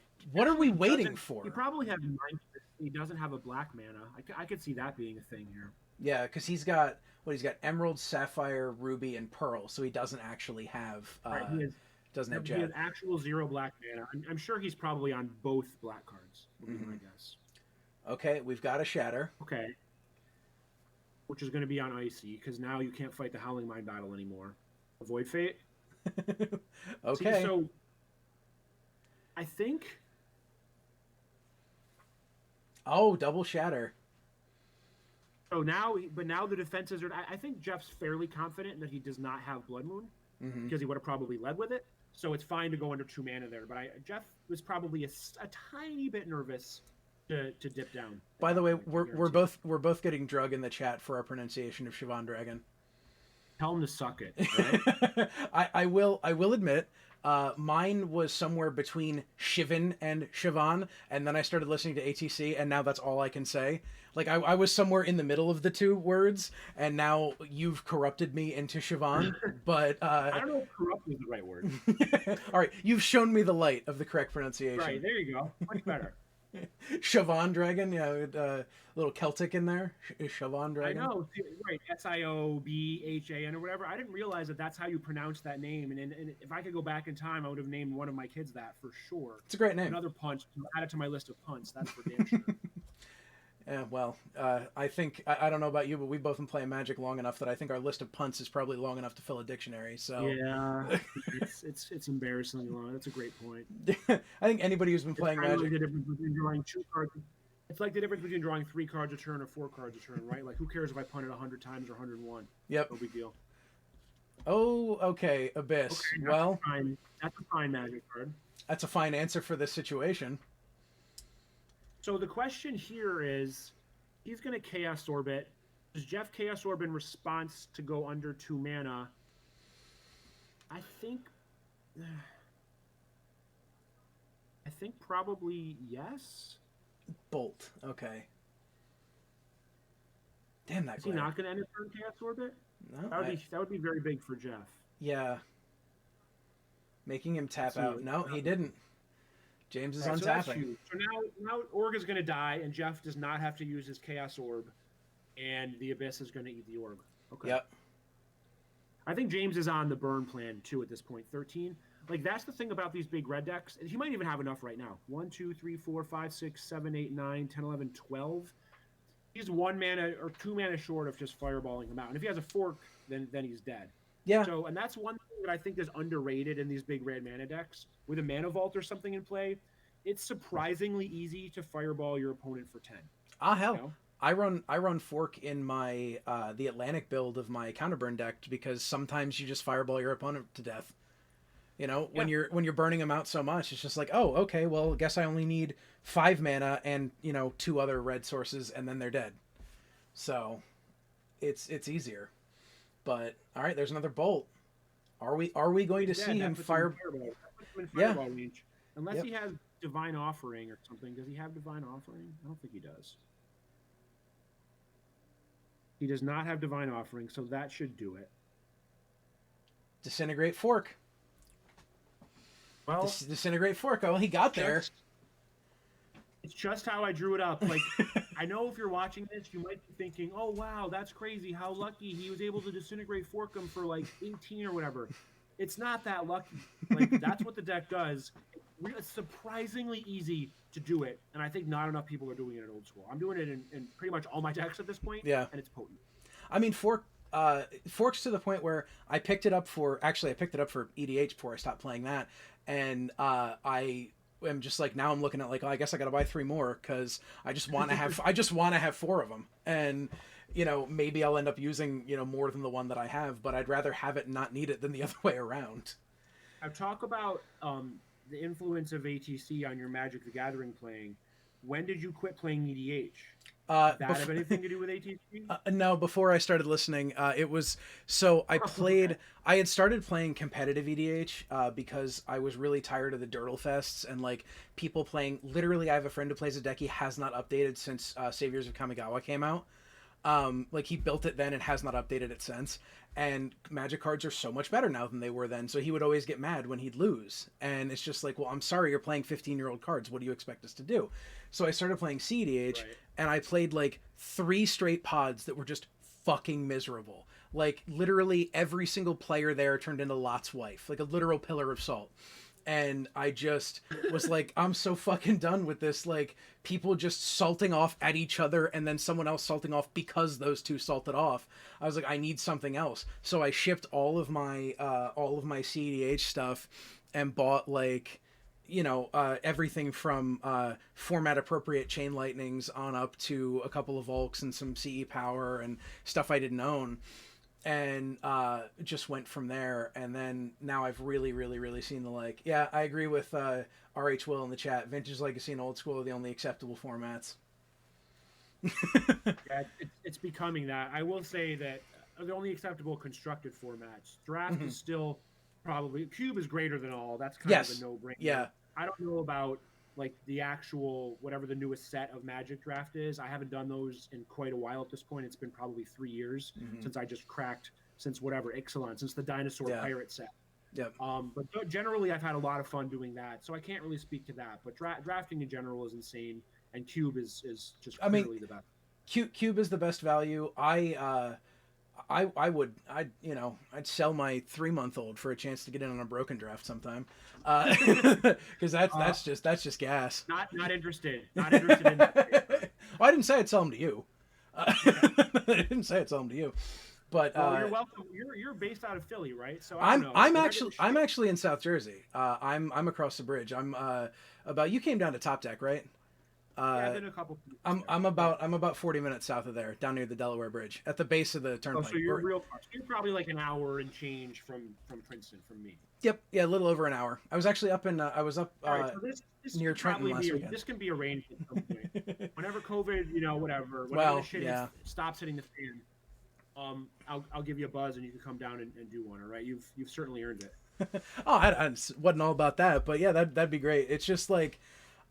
Cube was actually I maintained a fully powered Cube for about 2 years, and then my group started breaking apart, and I was like, well, that was right when dual prices started spiking in like 2011, 2012, 2013, and so at the end of 2013 I was like, well, I need a new computer and I need some other stuff, so I just shipped my CE powered Cube, gorgeous revised duals, and just was like, all right, well, I'm out, and I was just like, whatever, we'll get back in when we get back in. Boy, was that a 6-year mistake. Because the rebuying all that shit that I owned was just like, oh god, I've made a horrible mistake. Oh, CE Moxes were like, $40. Dude, right? I literally even $30. So the most expensive one I bought was right when the prices started coming up. I bought a like gradable Sapphire for $95. And like it literally should have graded it, instead I just played it. And I was just like, okay, I guess I'm paying $95 for this. I bought a beat to shit poorly clipped one in July for $375. So, that's a pretty good deal to compare to where they are right now. Well, so I guess that's not 8 years, 4x the price. Yeah, it's bad, but I've seen worse. What happened to me though was like I knew, and this was a bit of a personal scummy thing. I knew my local game store had one in the case since before COVID, and I knew they weren't likely to have updated the price on it because it's like I knew it was still in the case. I called the guy. I was like, "Hey, do you still have this in the case?" He's like, "Yeah." I was like, "What's the price?"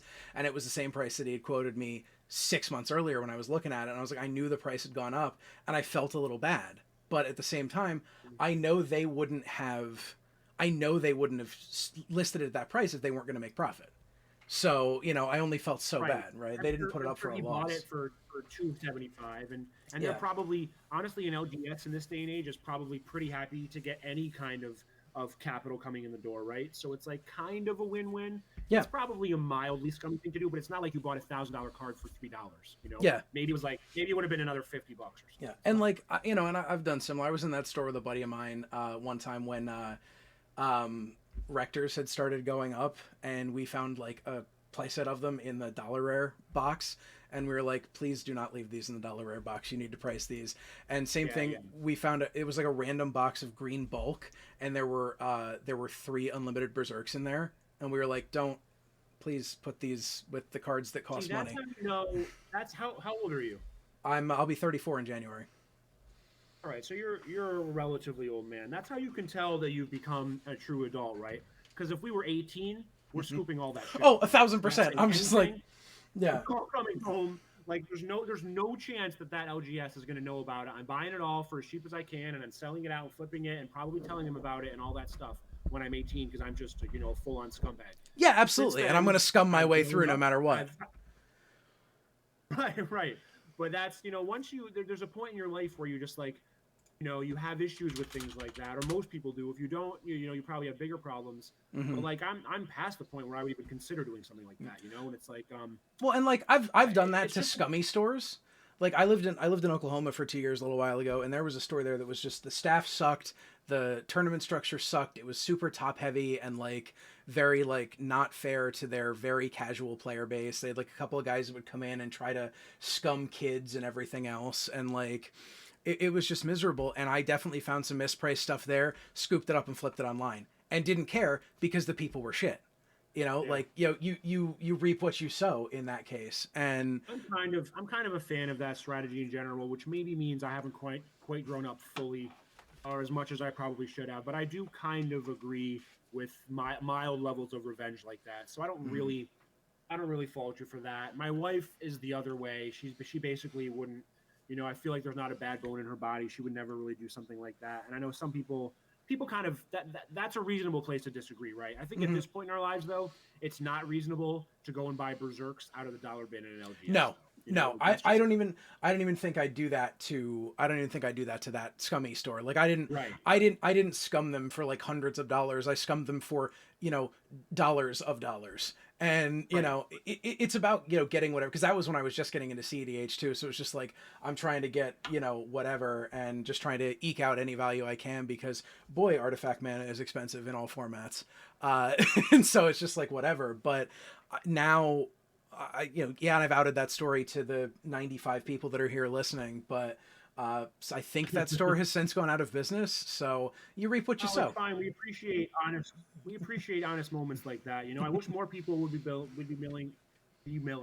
willing to admit their mistakes like that, especially when their mistakes happened many years ago. I really kind of don't have. I would never fault somebody for if they're 35 years old for something they did when they're 18. Unless you like. Yeah.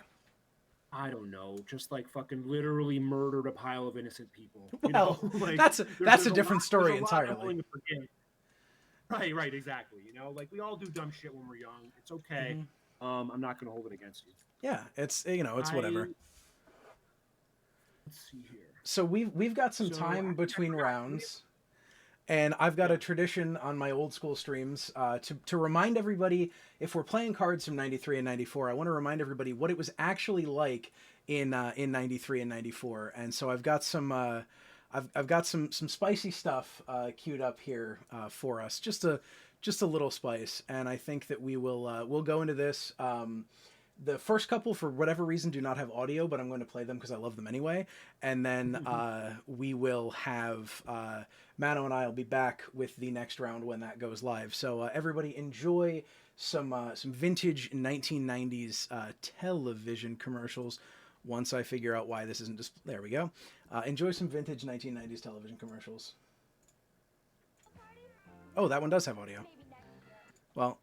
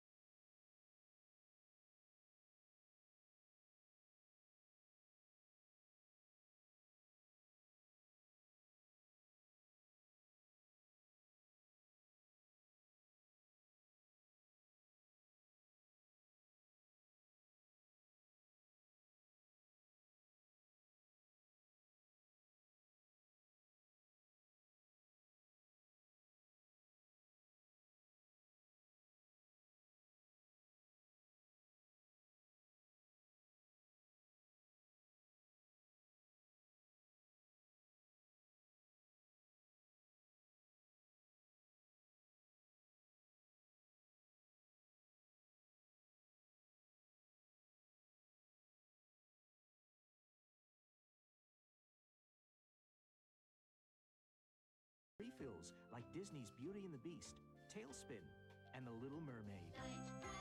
Light bright, turn on the magic of shining lights. Light Bright from Milton Bradley. The world is your arcade when you take aim with Nerf. Hit your mark with the Nerf crossbow and show them why two kinds of ammo are better than one.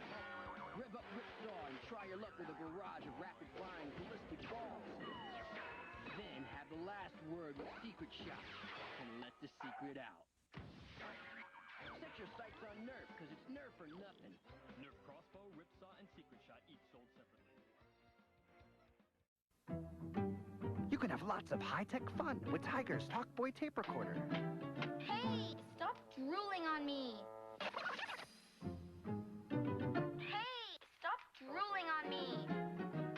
It even has speed control. Hi, kids, we're home early.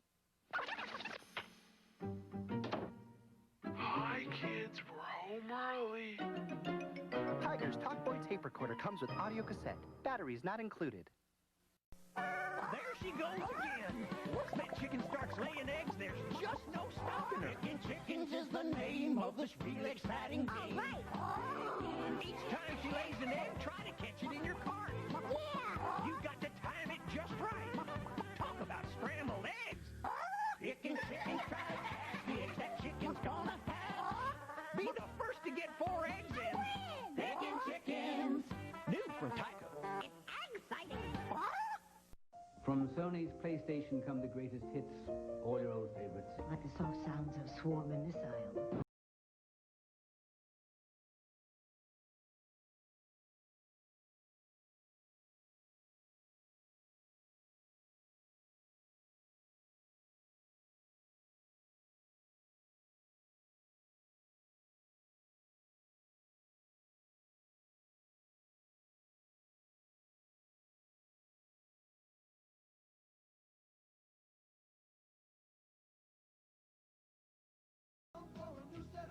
We got classic chrome or shiny bumpers and grills.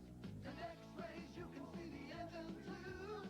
Micro machines, more style for you. You can check out these drivers with someone inside. Real looking dudes at the wheel for a passenger feel. Micro Machines, drivers, X-rays, and classy chromers vehicle packs, each sold separately from Galoob.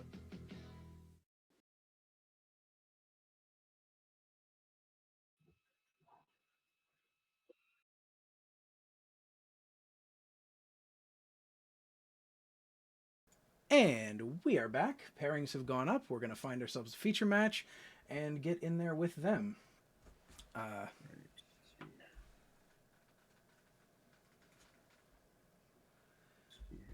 Hope everybody enjoyed a little bit of our commercial break there. Hope it reminded everybody of being a child in the 90s, or if you're Will McGran or similar, showed them a world they never got to see. I don't actually know how old Will is, but I know he's younger than I am, so... He's 27, 28 at this point. Okay. Let's see. Let's go down the tables a little bit. Try to find something. Maybe some spice. Trying to find some spice, yeah. Well, here we go. What's this guy playing? Let's see.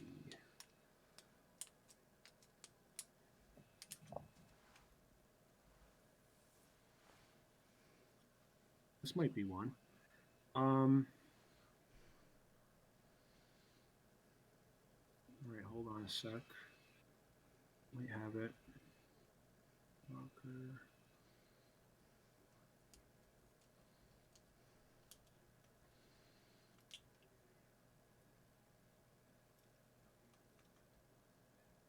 One. Yeah, let her. Yeah. Oh, there's some good matchups this round too. If you have a good one that you'd want to do, you can reach out. Obviously. Yeah, I mean, yeah, looking at deck lists seems like probably a good way to do it. So I'm doing. I wrote down a few that I know are interesting. Mm-hmm. Let's see that. This one might be okay. Let's see. I'm gonna just check one more. Mm-hmm. Right, that one's pretty good. There's a couple that I see. No. Oh man, we could play. You want to do a kind of a spiky one? Sure. With good players, or we could do. Let's do spiky with good players because we had. Oh wait. We could do. No. Man, this is hard to really do on the fly. So I'll say that Cam Wall had requested to be on coverage in the Lightning Ball channel, and it's another unpowered deck. So. Oh, I saw it. Yeah. What's Rich on? I think he's a hack, so he's on 4 strips plus a Chaos Orb with 55 cards. Yeah, let's see 5 strip mines and 55 cards. Yeah. Right, basically. Love the hacks for that. Plus, they tend to tear up my chat whenever one of theirs gets featured. So, all right. So he's on just mono black strip, whatever. Mm-hmm. Against Cam on mono red. Maybe you want to just do that. Yeah, sure. You can do that. All right, we'll do that. These are just like simple unpowered decks of old fashioned Magic cards. Yeah, this is exactly. Fun. Just wanted to let you gentlemen know that you will be our feature match for the round. If you are, ready to go, just start playing whenever. You'll be put up on the stream as soon as you're done or as soon as you're ready to go. So, thank you. There we go. So they look like they're in the process of working for first hands here. So we'll get them going here in just a bit. All right. So these two decks. So Rich, I don't even know how to spell his last name. Spawnholes. I think whatever it is. Yeah. He's a magical hack. He's all over the Twitters. The hacks are famous for their love of strip mine and their love of strip mine memes, which I actually find hilarious, despite the fact that I'm almost as indifferent as one could be on the whole strip mine debate. Mm-hmm. Those guys are the opposite, and they take their memes are absolute A+. And then in general, the strip mine propaganda and memes on Twitter is second to none. I would recommend joining. If you're not on Twitter, I would join just for that, to be honest. It's so good. Honestly, join Twitter just to follow. Yeah, just follow old school stuff in general. Like, the old school community on Twitter is great. I can't tell you how many times I've lost my shit over a Shaman Ben altar that gets posted on Twitter, among other things. He sent me a couple the other day in the mail. Oh, sort geez. of the bluish, and they just made my whole week. They were just oh god. I immediately took an Alpha Bolt out of a deck that I was playing at the time and put in a Shaman Ben altar. I mean, yeah. So getting back to Rich and the hack. So they're obvious strip mine aficionados. He's playing a mono black aggressive 4 strip mine deck, obviously. He has paralyzers to complement the strip mines. He has a couple of sinkholes, and then a pile of your traditional creatures, knights, orders, hymns, specters, rituals, etc. It looks like he does have power. He just has a jet and a lotus. And let's see what Cam is on. Well, I think we're going to be able to tell right here what Cam is on with that turn 1 play. Starting? Yes, they have actually started. Mountain. Is that digging team? Ish, I think. All right, so this is just great. This is just good old fashioned. There's no power here. No one's draw 7ing. No one's ancestraling. They're playing what they draw off the top of their deck, and that's that. It's Cam on mono red, and Rich on mono black. And this is Magic as Garfield intended. Literally. First turn Goblin digging team matched by a first turn paralyze. Yep. No, this is literally Magic as Garfield intended, and now a strip mine. So this is exactly what Richard drew up in 1991. Not too many miles from where I'm sitting right now at the University of Pennsylvania. Yeah. No, that's a great point. And Rich in our match here certainly deserved that strip mine. I hope more coming his way. So it's kismet for him. Yeah, absolutely. All right. So land. I'm sure that Cam. Let me bring up his list again. Yeah. Okay. So he's on 4 ball lightnings, which again is a reason I did not want to play my deck in this tournament. He's on traditional 1, 2, 3, 4, 5, 6, 7, 8. Yeah, those are digging teams. He has a 12 1-drop goblins, 3 kings, 4 grenades, 4 ball lightnings. It looks like he has 3 bloodlusts, full 8 bolts, 3 forks, and I did lie. There is 1 wheel of fortune in Cam's deck. He has no power to back it up. Grenade and fork. Grenade That and just happened? fork. Sorry. Yeah. No, it's fine. You're reading his deck list, and he just jams Third Mountain, Grenade, and Fork the Goblin that's under the Paralyze. All right, you're at 10. Paralyzes in the graveyard, brah. Yeah, wow. All right, hippie, sure. Yeah. I mean, Cam has 8 bolts. I'm fairly certain he's gonna be able to deal with that. And if he doesn't, he's gonna have a Ball Lightning, which is gonna put him live to so many cards off the top of his deck. I don't even think he cares right now about losing a card out of his hand when that Spectre hits. Like, I really don't. I don't think he cares about anything right now because he just got off third turn bolt or Goblin Grenade Fork on stream. Yeah, yeah, that's true. He went turn 1 Goblin, turn 3 Fork a Grenade. Like, the best part is it was paralyzed, so we didn't even sack a real Goblin for it. It's just perfect. Yeah, no, it couldn't be better. Paralyzed, horrible against Goblins. I didn't even think about that aspect until right now, but those have to go. Yeah, literally 4 cards that you can't use. They're at the very best. They're basically mana parity. They don't stop Ball Lightning, and then they leave you vulnerable to that exact play. They have to go. Mm-hmm. Okay, Order of the Ebon Hand, the metal one, of course. Rack, okay. That order's a little annoying for Cam because now he can't Ball Lightning. Mm-hmm. So we'll see what happens here. I mean, you pointed it out. He's got a lot of burn spells, so. And also a Goblin King, sure. That's an Alpha King too. Very nice. Oh, is that an Alpha King? Cam, no. Those look. Yeah, that's probably Clip C. There's no way that Cam Wall has an Alpha Goblin King. I bet my life on it. That's why I was kind of surprised. I was just like, he doesn't strike me as an Alpha Goblin King kind of guy. This is all in jest. Cam is one of the true good guys in old school. One of the gatekeepers, not the right word, but if you haven't had an interaction with Cam and you consider yourself, really getting into the old school community, you should probably find a way to interact with him in some way. Just like reach out to him on social media and just be like, hey, just so you know, I'm starting to play old school. He's just one of the good guys. He'll probably just send you some free shit.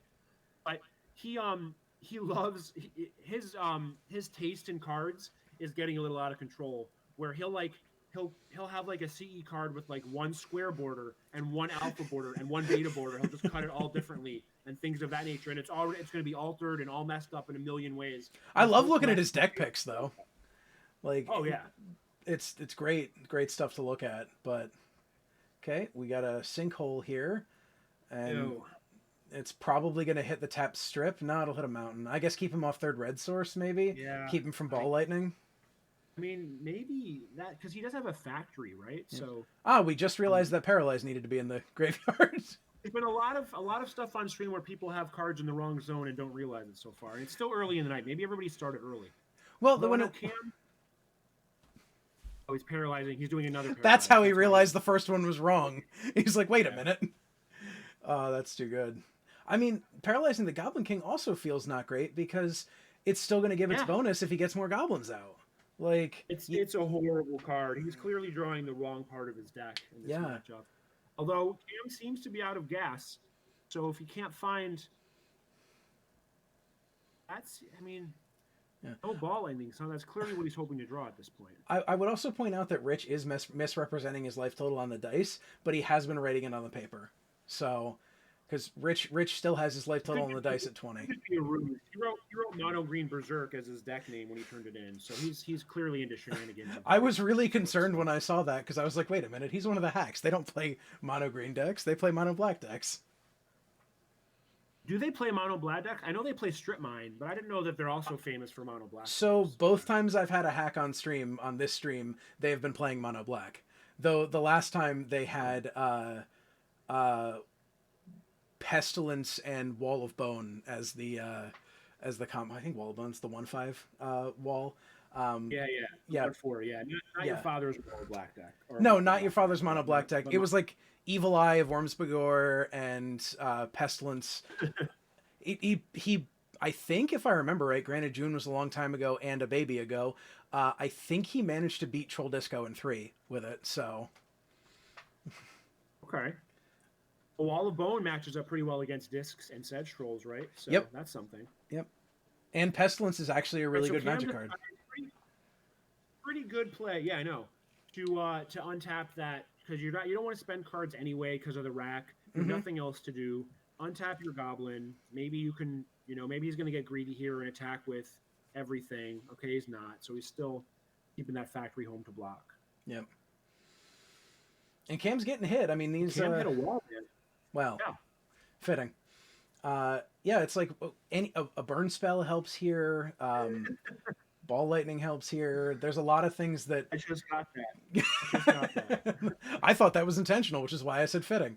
I mean, it was. Let's pretend it was. Yeah, that's the difference between a podcast and a live stream. You can actually edit your jokes in a podcast. You can't do it on a live stream.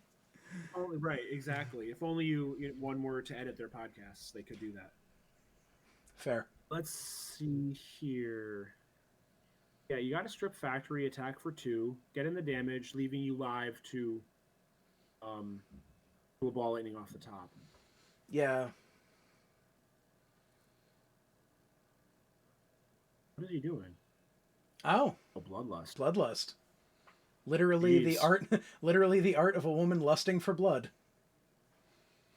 Right, she really is, huh? And Bolt. Pack it in. That's 1 though. Is he at 9? I think he had to have been. Right? Oh, did he? No, he didn't have the mana for the fork. Yeah, okay. I think they're realizing that too. Because 6 and 3 makes 9, not 10. Right, that's what I thought he was at 10. Maybe we missed a point somewhere. No, I don't think we did. I don't think Cam's had anything else going for him. So I think that was literally so he's 4, but he had his bolt, chain, fork in hand. So Rich is gonna have to kill him. Oh, that's true. I guess he has. Yeah, and difference is Rich now knows that, but.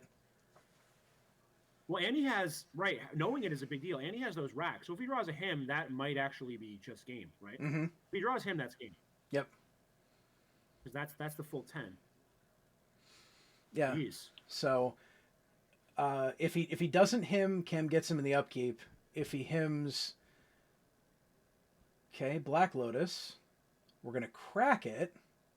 Cracking Lotus. Is that enough? Oh, twist. Oh, or Drain Life. Sorry, wrong one. Drain Life. Yeah, holy shit. That'll keep him alive. 5. Put Cam at 5, dead on upkeep. Oh my god. Oh man, I know we're supposed to be impartial, but I'm rooting for Cam and against the hacks. Oh man. Drain Life. If he, yeah, he was. He only has 2 cards, right? Does he have 2 cards? Yeah, yeah, 3? Yeah. If that was Bolt instead of Chain, oh, if that was Bolt instead of Chain, he had him.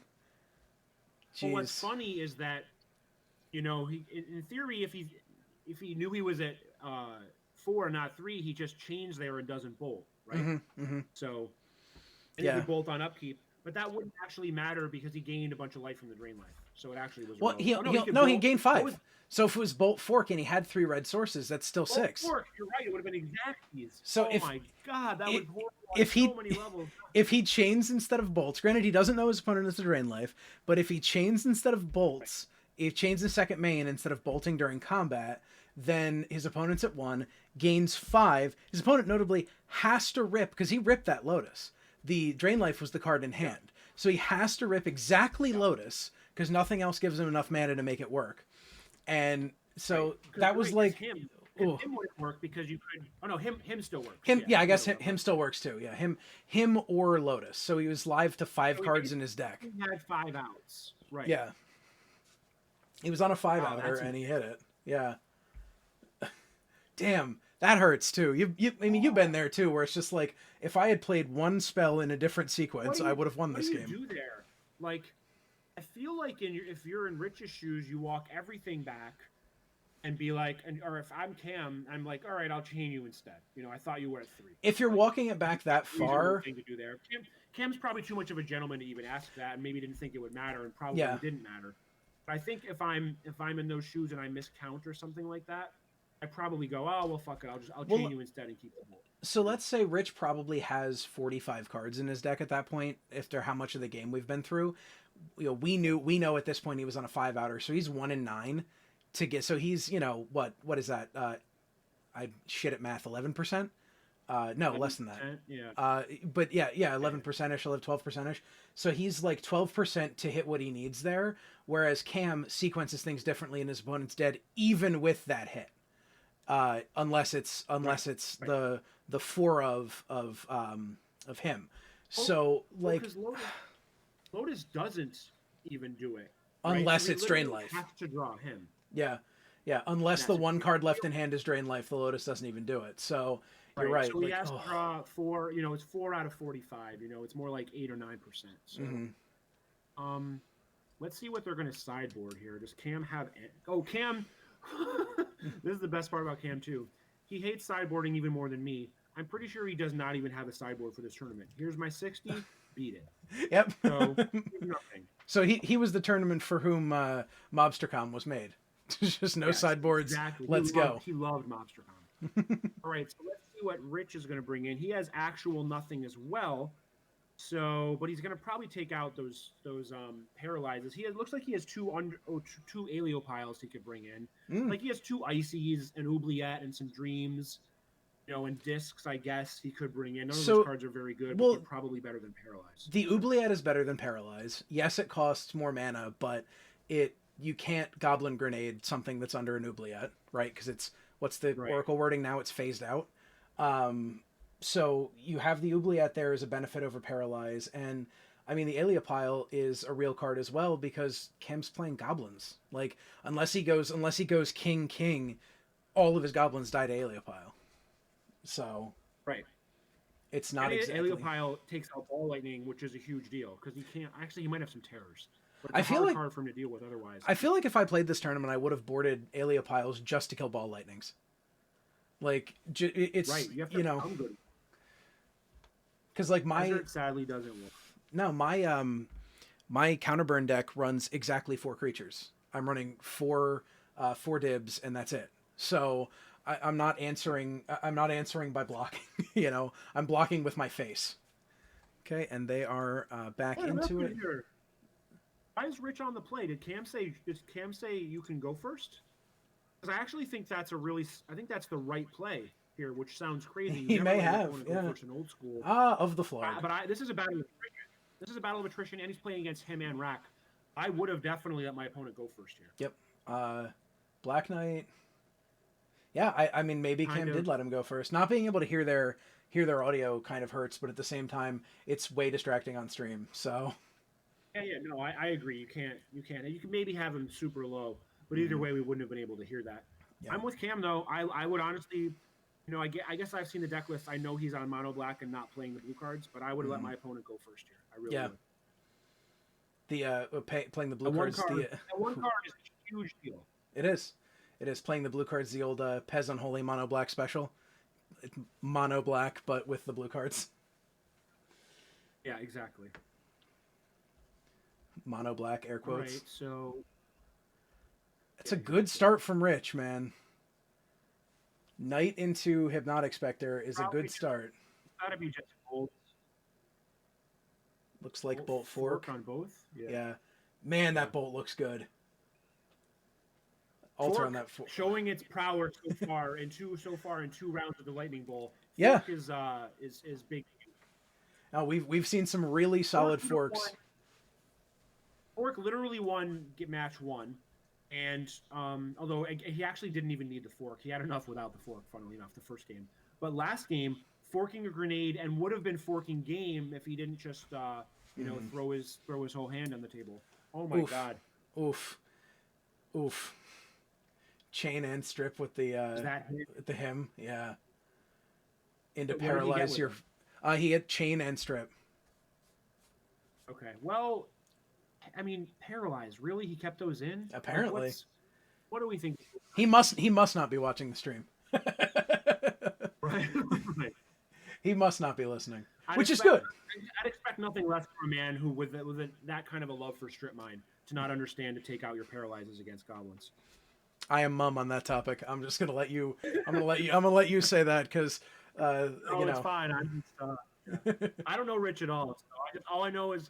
Him is from random interactions on Twitter, and none of them have been personal. They've just been, generic. Like I love strip memes.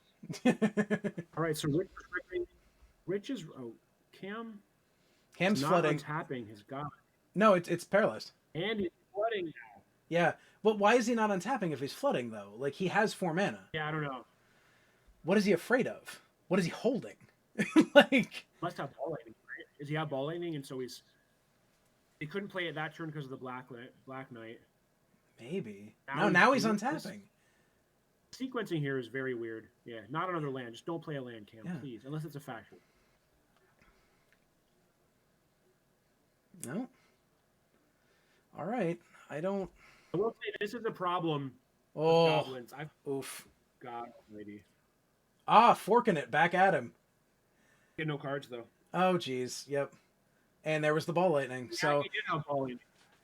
Wow. So if he untaps his guy the turn before, then he gets to play ball lightning there. The fork does nothing, but he at least does 6 damage, which I guess might matter. I mean, I don't know. I guess to what end at this point though, because like Rich has orb, and he's got the creature advantage. Granted, they're both playing. I think it's literally only just running ball lightnings though. I mean, that's the thing. If he draws a 3rd ball lightning now, yeah. Now, he would have Chaos Orb the first one. This one gets through. No, we're orbing. Yeah, we got to orb it. Yep. Got it. All right, but so what is he? Is he still at 20? Yeah. So he would have probably had to rip literally another ball lightning right now to have a chance in hell. Yep. Which is possible. Yeah, running ball lightnings is very possible, but this just seems like a very textbook mono black deck doing mono black deck things while our goblin set floods out. Like when you think old school Magic, this is one way to think about it. I know people think of all the power and all like the Twiddle Volts and the deck and Dibitog and all those things of the world. Sure, that's a part of it. But this is also a part of it. Playing Revised Swamps and Black Knights and Paralyzes against an assortment of various mountains and goblins and ball lightnings and no power and just playing simple cards and turning them sideways and hoping. This is a real big part of old school, and I think it's cool that we got to showcase it. Yeah, I mean that's sort of why I wanted to showcase this when we were looking at matches. Is like this is a thing that can happen in old school, right? Like sometimes you just have 2 decks that are throwing cards at each other, but unfortunately Cam did not get there. So well, the good news is, in theory, we have a bunch of time to jump into another match, right? Can we do that? Should we do that? We can absolutely try to do that. If you want to find one for us to pick up, we can absolutely take a look at that. I have no problem with that whatsoever. I have a couple of biases here towards Philly guys. If we want to try to grab one of them. Which matches contain Philly guys? I don't know. So name a couple that you're looking at, and I'll take a look at the deck list. Table 32, Andy Callahan versus Nathaniel Gates. Nate's a Philly guy. Table 33, Levi. Yeah. Table 33, Levi Baumgardner and Andy Blaufarb, both Old Order, but Farb actually straddles the Old Order Philly line because he's not near either of us. He's in Bethlehem. Bethlehem, my old stomping ground at Lehigh. What was the other table? 32 and what? 32 and 33, 2 tables in a row. Let's just see what Gates is on. Gates is one of my favorite deck pictures of the tournament. Oh, because it's on a copy machine. Yeah. Okay. All right. So real quick look at table 33, but this is that one is actually pretty good. I think you might be onto something with it. What happened to? All right, 33 is Levi and Blaufarb, who I know. Levi is on mono blue. Let's see what Andy's on. All right, so it's basically Merfolk versus that match could be over too. Merfolk versus like a zoo deck. The other one, let's do the first one. All right, let's do table 32. Let me see if they're actually in there. Andy Callahan against Nathaniel Gates. Let's do that one. Nate Gates. Hello, gentlemen. We're coming to you in progress because we had our first match finish. Hope you don't mind. Also, your tab is muted, so I can't hear you. Wow, they're on stream right now. Okay. Yep, there they are. That's how quick that is. That's so quick, man. What a professional stream. Thanks. Force Spike seems to think the volume is a little low in the chat. Sorry about that. I'm trying to balance it between making it loud enough and not too loud. So I've leveled it up a little bit. Hopefully that'll help. But so we've got. It looks like, boy. Andy Callahan, who had a wonderful MobsterCon, by the way. He won. He actually dual threaded, and he went 5-2 with a spice deck, which is just everyone's dream always, or at least my dream always. Now he's got 2 dibs. Now he's got 2 dibs in a Sengir on the battlefield. That's what I mean. He's not doing that now. Where is he? So this is all out of his sideboard, I think. He sideboards into creatures, so he might have come at the wrong. His actual deck is like an Underworld Greed Dreams trick deck with looks like no bolts, just Vices, Howling Minds, Dreams, Power, and Psyblast for the most part. Right. But then he sideboards into creatures, so that's what you're seeing now. A bunch of Sengir and Serendibs. So this is the most boring version of his deck possible right now. The post board, yeah. It looks like Nate Gates is on another. He looks like he's on a power deck as well, but he's not. He's on. I mean, he has power obviously, but he is on kind of an interesting deck in that it plays 4 main deck Hurkyl's Recalls to go with 4 Mana Vaults, 4 Nevinrel's Discs, and 4 Trikes. So it's mono blue. It's kind of a Hurkyl's engine with all those cards. He has counterspells and power and a few random cards to taste, 2 Sage of Latinams, 2 Control Magics, 1 Ghost Ship, and a bunch of power. So we'll see. He can do a lot of shenanigans with his Hurkyls, which admittedly are not amazing in this matchup. Or actually, who knows, game 1 they could have been. If you Hurkyl's away a Mox, a Howling Mine, and a Vice into a draw 7, that's probably GG's. It's at least pretty hard to come back from if it's not actually just straight GG's. So, but it doesn't. This looks like a good old fashioned race. I can't see life totals. But pretty sure Nate's at 5. Post it. Yeah. What's Andy at? That I can't see and cannot tell. Yeah. But like there's a divine offering on the stack. Yeah. So it looks like we were in for a big slobber knocker. And with Nate's deck, I know he's looking to pick up some telekinesis for his deck. I don't know if he got them in time. We've discussed that recently. Said no one ever. Well, you know. Telekinesis, let's see. He does not have any telekinesis, even in his board. It would seem to me he was not able to acquire the card that is somehow $80 now. I was going to say, it's understandable to not want to pay $80 for telekinesis. Yeah, you know? There are plenty of better things to spend $80 on, especially because he has a 4-month-old. So, yes. I see. So you guys are in a lot of stuff together. There are 5 members of the Philly club who have had a child within the last year. Wow. Yeah, I don't know what happened, but boy, were we busy. To join the Philly. By Philly old school club, you don't mean old order, right? You mean like the Philly? We're actually a Philly group, just about a year old at this point.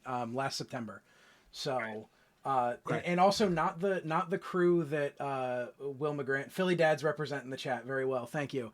But there was a Philly group that Will et al. Were like saying they were part of when they were playing at Top Deck and stuff. But that's not us either. Philly Forces of Nature, I believe, is the name that they gave themselves.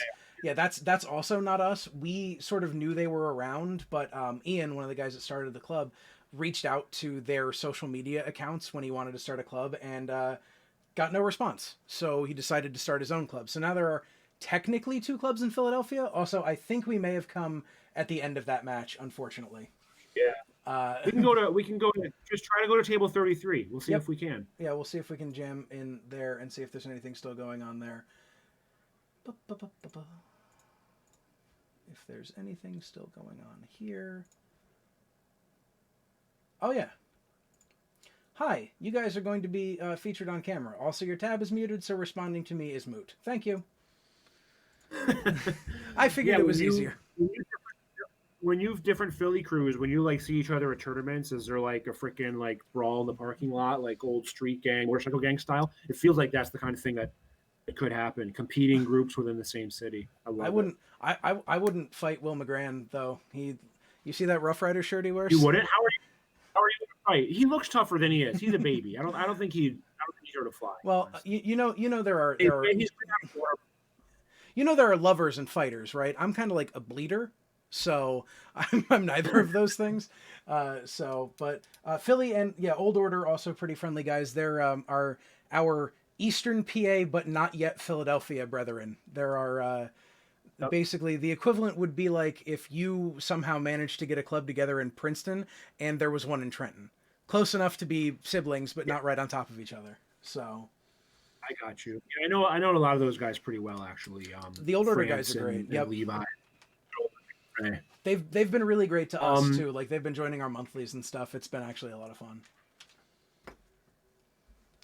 But looks like we have to talk about Andy's playmat at the very least. It's an absolute tier 1 playmat. The old Mega Man 2, the best Mega Man, maybe the best soundtrack from any video game, and maybe the best, or maybe not. It's probably not the best, but it's a high tier. Yeah, it's a high tier soundtrack. It's very high tier 1 video game on original NES. Yeah. Mm-hmm. Yeah, it's a very high tier game, a very high tier soundtrack. Oh, did we get here at the end of another game? I hope this isn't the end of the match. Come on, we're trying our best. Just chat or stream. We're trying our best, guys. We really are. Okay, they're on sideboarding again. Okay, Jesus. Let's go to the original Dirtle Fest that I was planning to go to, which is actually I have to check one thing. ROTH. Where is it? I do this table. 34. Oh, so we'll just keep going down the line. 32, exactly. 33, 34. Eventually we'll hit something. All right, gentlemen, you are going to be jumped onto camera as a feature match at the moment. Also, this tab is muted, so responding to me is moot. Thank you. I love you got to like record that message and record a fancy one with bells and whistles and play it every time that happens. Play it when I enter the room, like ba ba ba ba. You can have a little jingle. Yeah, Electronic Boot Duel is the best NES game ever, claims Rad Hazard. Electronic Boat Duel is the best NES. I was a Genesis kid because I'm just too young to have been a NES person, and so instead of getting a SNES, my parents went for the cheaper one and got me a Genesis. Still glad about it all these years later because I still have the damn thing and it still works. I've been a NES kid my whole life, but I actually bought a Genesis when it first came out just because I loved Altered Beasts, and I beat that, and then I actually returned the Genesis right after that. Oh wow! So Altered Beasts is such a good game. Yeah. All right, so we've got. It was one of the few games that I didn't play much in arcades, but when I did, I played Altered Beast. We've got some stuff happening here. Yeah, things are happening. So on the left side, we have who is it? Brian Limbacher, who is on. He dubbed his deck. Where is it? What did he name it?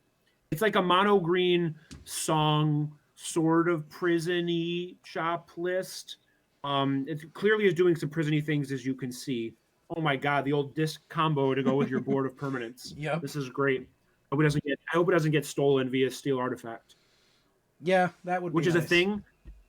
So normally it's like you play a disc, it's a free roll, right? Like in a situation like this where you probably will never actually use it. Mm-hmm. Although I guess you can if you're totally, down and out. But in like Singleton and other formats, Steel Artifact is a card. And so when you play the free roll disc, expecting to never use it and they steal it, it can be such a bloodbath. Obviously it's not going to happen here against this mono black deck, but Steel Artifact on disc is a play that's absolutely backbreaking, and I've been on both ends of in the past. Major credit to his opponent for the proper Unholy Strength pentagram still in the art.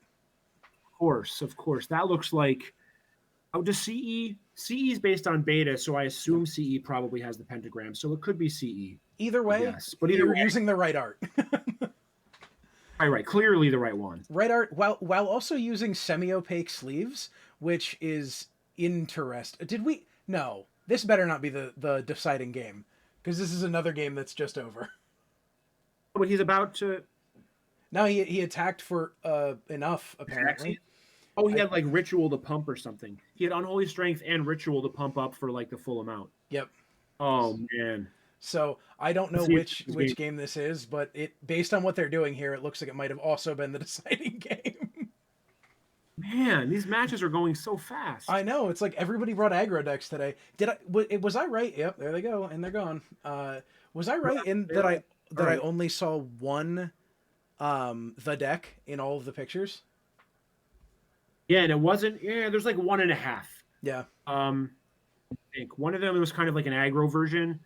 There were like 2 that were not quite textbook the decks. I think I saw maybe one shops list. One honest to God shops list, yeah.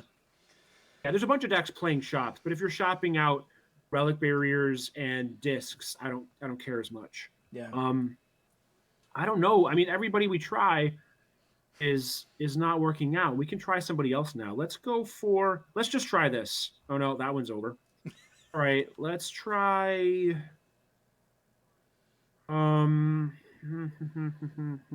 that's over. That's probably holy over. Shit, I'm seeing it now. We do actually have a Philly battle right now between Will McGran and Dan White.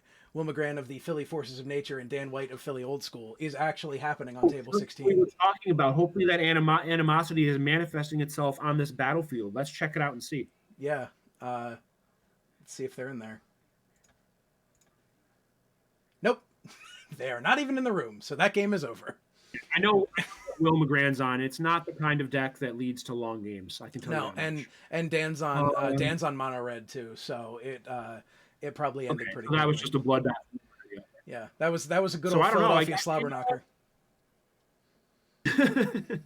I feel like, we're probably done jumping into games at this point. When does the round end, do you think? I believe the round end time is 6 o'clock, so 15 minutes from now.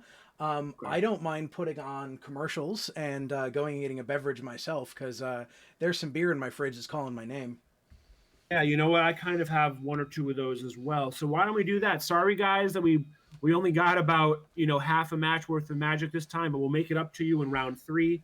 That's a good idea. Let's take like 10 or 15. I'll come back a little before the round and pick out the next feature match. Okay. All right, we will be back, ladies and gentlemen. Thank you. Please hang out and watch some 90s commercials.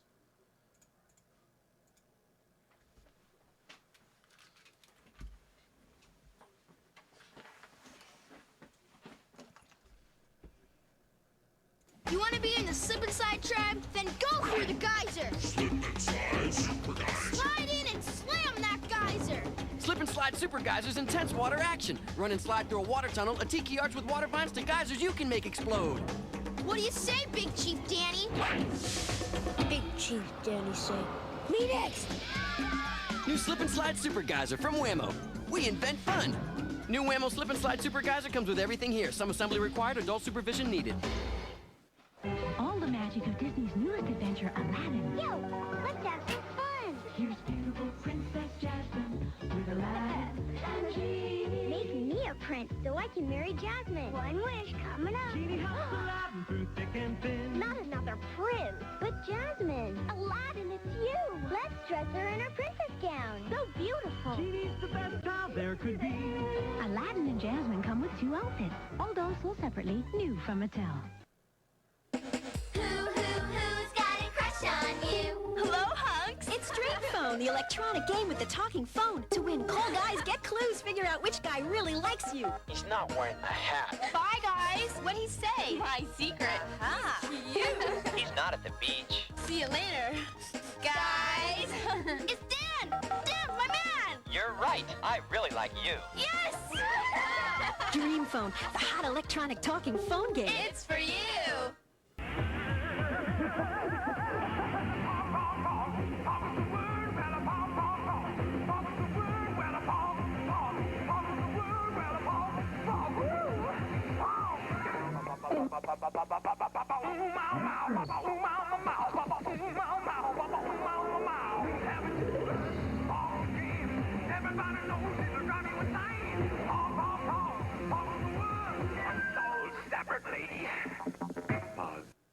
Some people will do anything to take their favorite video games everywhere they go. But now Tiger gives you all the fun and excitement of your favorite arcade game in the palm of your hand. Games like Double Dragon, jump, kick, and fight your way through 4 missions to defeat the big boss and save Marion to win. Also coming soon from Tiger, Karnoff, Gauntlet, Jordan Bird, Simon's Quest, and more. Each sold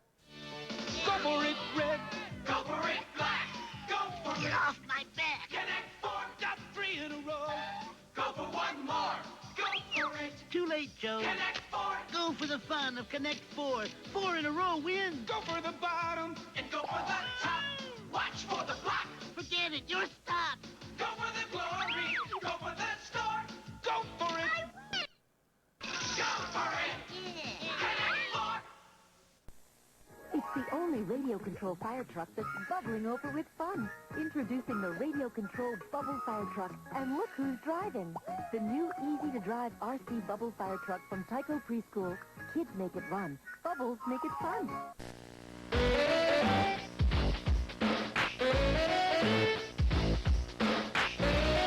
Now everyone's getting in on the action of Game Boy. You get portable excitement, stereo action, play dozens of games like the mind-boggling Tetris, tennis, and golf. And Video Link lets you challenge a friend. It's like child's play for grown-ups. Game Boy from Nintendo.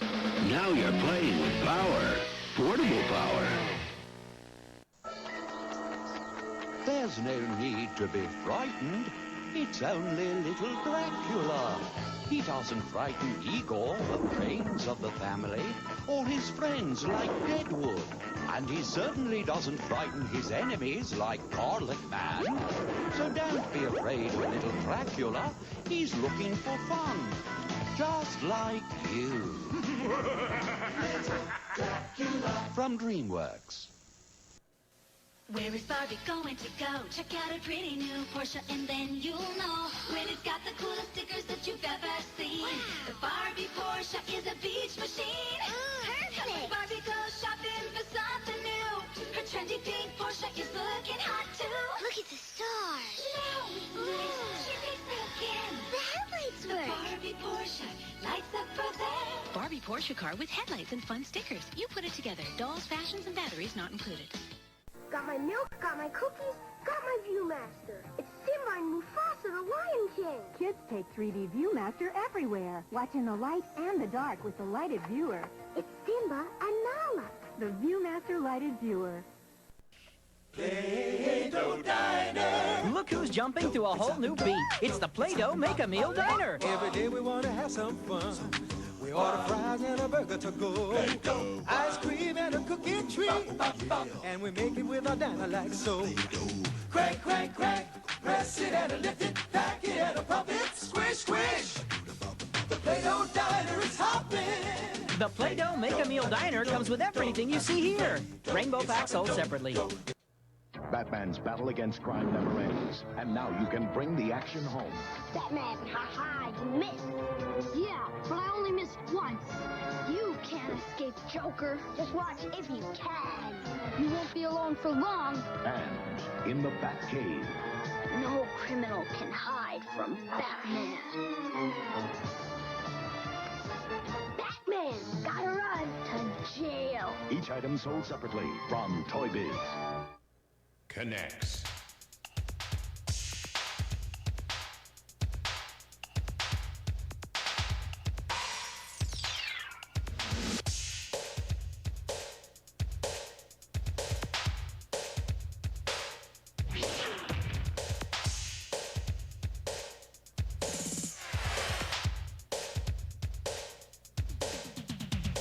Connects, the new snap-together color-coded construction set.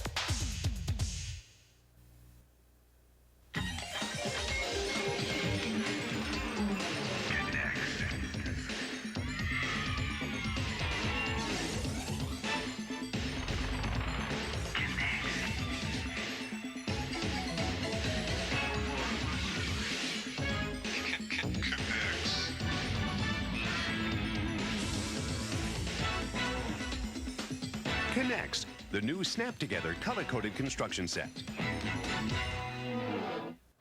There's excitement going round, there's a party going down. Twister, the hot spot. Yeah, Twister. Your feet and hands go down, but you gotta stay up. Twister, the hot spot. Twister, the hottest game around. Twister, the hot spot. You know you make me wanna look for pretty pictures.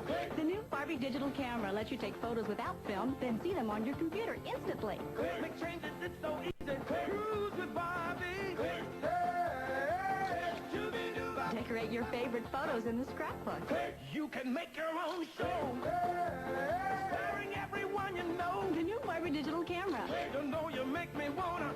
Barbie Digital Camera lets you take instant photos. Works with Windows 95 or higher in your printer. Battery not included. You want to see something really cool? Check this out. What am I, a monkey? You could zoom in, zoom out, change angles. Go anywhere you want to go, do anything you want to do. Here we go! This place is really sweet.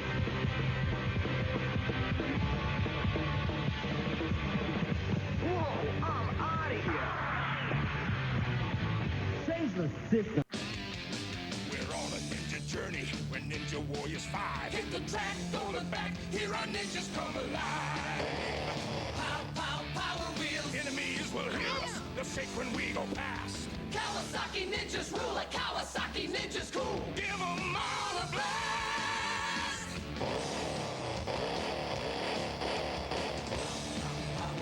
Kawasaki Ninja from Power Wheels. Some assembly and adult supervision required. Sound battery sold separately. It's balloon magic. It's amazing elastic plastic. Ordinary balloons go pop, but elastic plastic balloons do not. Just roll, stick, and blow for fun balloons filled with air, even a big balloon bear. You get 3 different colors and 3 special blow-ons. Now at leading retailers. Mr. Bucket. That's right. I'm Mr. Bucket. I'm Mr. Bucket. Toss your balls in my top. I'm Mr. Bucket. Out of my mouth and we'll pop. I'm Mr. Bucket. We're all gonna run. I'm Mr. Bucket. The game's Mr. Bucket. The first to get their balls into Mr. Bucket wins, but look out, because the balls will pop out of his mouth. I'm Mr. Bucket. The balls pop out of my mouth. I'm Mr. Bucket. A ball is what I'm about. I'm Mr. Bucket. We're all gonna run. I'm Mr. Bucket. Mr. Bucket from Milton Bradley. Your sister gave you the mumps. Your brother gave you the flu. Your best friend gave you chicken pox. It's payback time with help from Dr. Mario. Go head-to-head on NES or link up on Game Boy. Then contaminate, exterminate, and spread the viruses. When you score, you infect your opponent. Make them sweat, run a fever, get the chills. Dr. Mario. With 2 players, it's germ warfare. Can I play? Sure. There's a new kind of kid who loves to do what you do. Cabbage Patch Kids that love to pose for you. Meet Barbara Ann. She looks like you. And watch. Now you can pose Cabbage Patch Kids in lots of different ways. Pose them like this, pose them like that. Hug your Cabbage Patch Kids and they'll hug you right back. And they're each different as can be. Cabbage Patch Kids. Hold that pose. Kind of love. Xavier Roberts' Cabbage Patch Kids, each sold separately with birth certificate. There are lots of teddy bears, but only one Teddy Ruxpin. Hi, my name is Teddy Ruxpin. Hi, Teddy. Your friend is what I'd like to He's a worm. How does he do that? He's a magic bear. One day, we found an old treasure map. The treasure was supposed to be my friend Teddy Ruxpin. Teddy Ruxpin comes with storybook and cassette. Other stories sold separately. Batteries not included. They're rolling out the good times in Houston, in New York town and South Bend. They're rolling out the good times with Yahtzee. Yahtzee players, Yahtzee lovers, Yahtzee friends. Roll out the good times with Yahtzee. With Yahtzee, the good times never end. Yeah, they're rolling out the good times in L.A. Yahtzee players, lovers, and friends. Roll out the good times with Yahtzee. Now, there's new Mickey Mouse Yahtzee, your child's first Yahtzee game. The evil Dr. Pirano exchanged 4 innocent brothers into Street Sharks. Join Ripster, Blaze, Jam, and Big Flamoo. 4 heroes fighting to stop the evil Dr. Piranoid from taking over the world. They fight, they bite, they kick some serious sin. Now blast into action with the new Shark Cruiser with monster-biting power and fin-action traction. Eat dirt, Piranoid. Street Sharks figures and Shark Cruiser vehicle each sold separately. Shark Cruiser, the ultimate biting machine. New from Mattel. Awesome. Have you seen Betty Spaghetti? Where does she do her do? At Betty's Beauty Zone. Tilt the chair. Wash her hair. Hair accessories galore. Has Betty worn a wig before? Have you heard about Betty? New Betty's Beauty Zone comes with everything here from Ohio Arts. Also move on their own. What if the kids made the toys? Would they worry about budgets or the bottom line? If kids made the toys, they might make a talking bank. That's a secret code. For real money. And save their Penny, nickel, dime. for a rainy day. Imagine that. Is there a place kids make the toys? Let's just say at Play School we couldn't make our Saving Sounds Bank without them. Play School. Want to play with us? Sorry. Coming through. Sorry. It's the game of sorry. First you're way ahead, then you get bumped way back. So shake a leg and you'll get home first. The game of sorry. Hey guys, welcome to another Gauging Gadgets Twitch.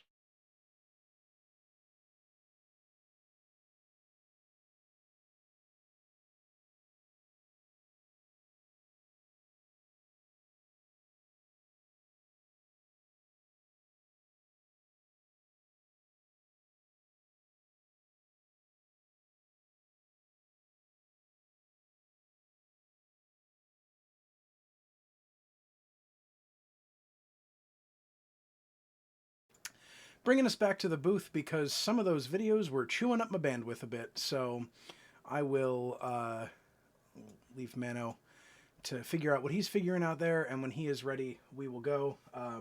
Hope everybody enjoyed another selection of commercials. I have a big time there, so there we go.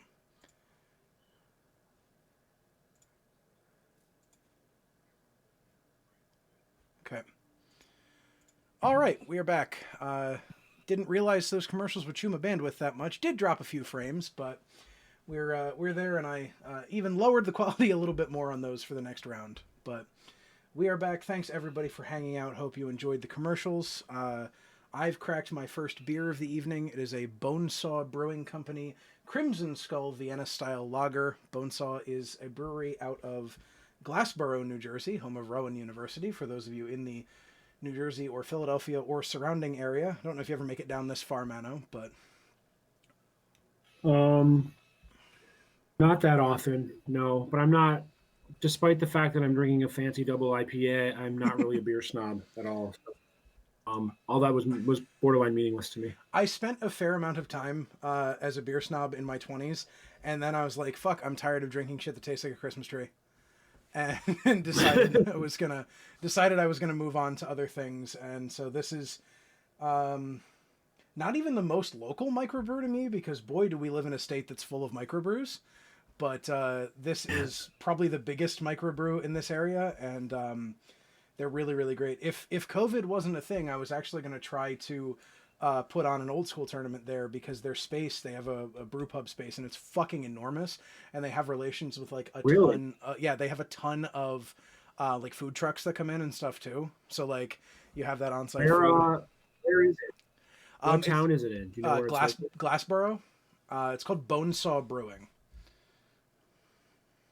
Bonesaw Brewing, because I'm also always in the market for locations. Yep. For old school tournaments. It's about 30 minutes exactly from Philly International Airport.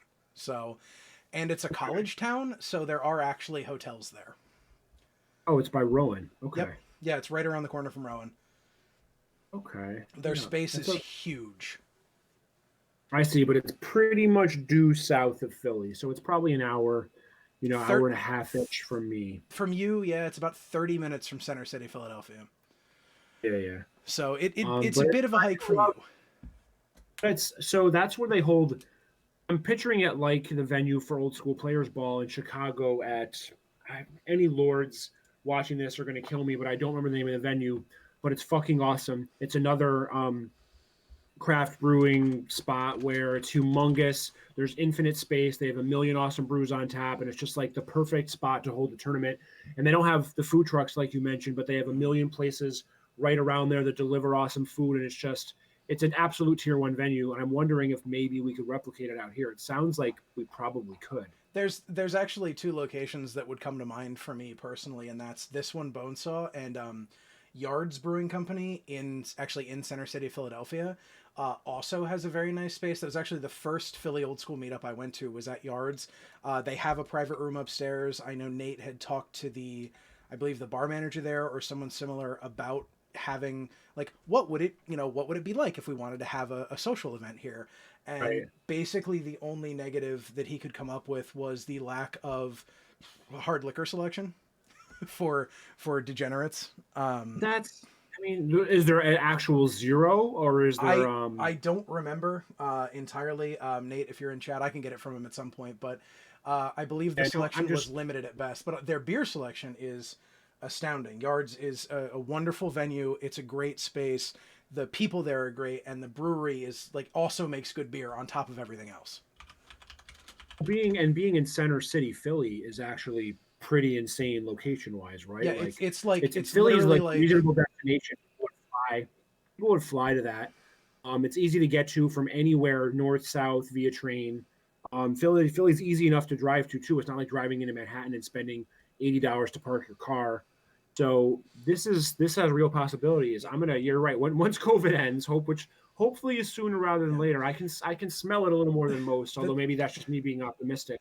Well, But, no, I think it's our place in the world, actually. I think it's being in New Jersey, near New York, near Pennsylvania, the states that did it right back at the beginning of this. I think we see the light at the end of the tunnel a little bit closer than others. By the way, Cam is in chat and says, I don't care that I lost. I got to fork a grenade into him today. So I told you that. I said he doesn't care what happens. He just forked a grenade. Yep. But yeah, so Yards, I'm sure you've been to the convention center in Philadelphia at some point in your Magic playing career. It's literally 6 blocks from the convention center. So Yards is wow. it's So it's right there. So it's near Terminal Market, it's all that stuff. You can do all those things. It's right north. It's basically right north of Chinatown, right north of the Ben Franklin Bridge. It's a big space. It's great beer, and Philadelphia, as we've discussed, is easy to get into and out of for people everywhere in the country because we have a real airport. Right, and it's there's a lot of reasons Philly makes sense, and it makes more sense than Manhattan. I told you I looked to originally hold the original MobsterCon in 2018 in Manhattan in this pretty nice space. The guy who ran it, it's actually like a space they just hold charity events. Oh wow! And I told the guy kind of what you're about. Are you on mute or I'm on mute? You shouldn't. I'm on mute or you shouldn't. No, be on we're mute. good. You're transmitting. Yeah. I clicked something wrong. I'm fine. But he quoted me on it, and he's a Magic player, and he tried to work with me, and he understood. He didn't play old school, but he understood what we were all about and all these things, and he was kind of on board. And he's like, the best I can do is like $5,000 for the room, and I'm like, Oof. Jesus Christ. And then he's like, and the best I can do after that is I'll give everybody 2 drink tickets, and drinks after that are $18. And I'm like, I gotta draw the line somewhere. There's no one who's gonna come and play old school is gonna go. Am I gonna cover a $5,000 cover? And B, charge people $18 for their Coors Light? No, it's just not happening. No, and that's the other thing is that Yards they are a brewery, and their beers are really good. I mean, like I cut my teeth on some of their brews. They also have, I don't know if you're familiar with a Black and Tan, the kind of mix of they have one. They have 4 beers that are called the Ales of the Revolution. They're supposedly based on recipes from the Revolutionary era of American history. And their George Washington and their Thomas Jefferson make up their Black and Tan, and so they call it the George Jefferson, which I just as a fanatic for 70s television just makes me laugh. But they are. Oh my god. Yeah, no, they're really good. They've just moved into this space a couple years ago from like what had been a disused warehouse that they were using as a brewery and brew pub.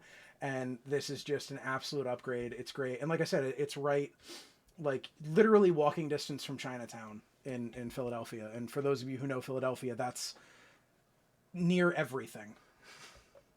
Yeah, it's a great location. Yeah. I actually don't know anything about the kind of beers that I like. I'm telling you, the beer I'm drinking right now is a Wrench from Industrial Arts Brewing Company, which I don't know anything about. I just know that I like this beer.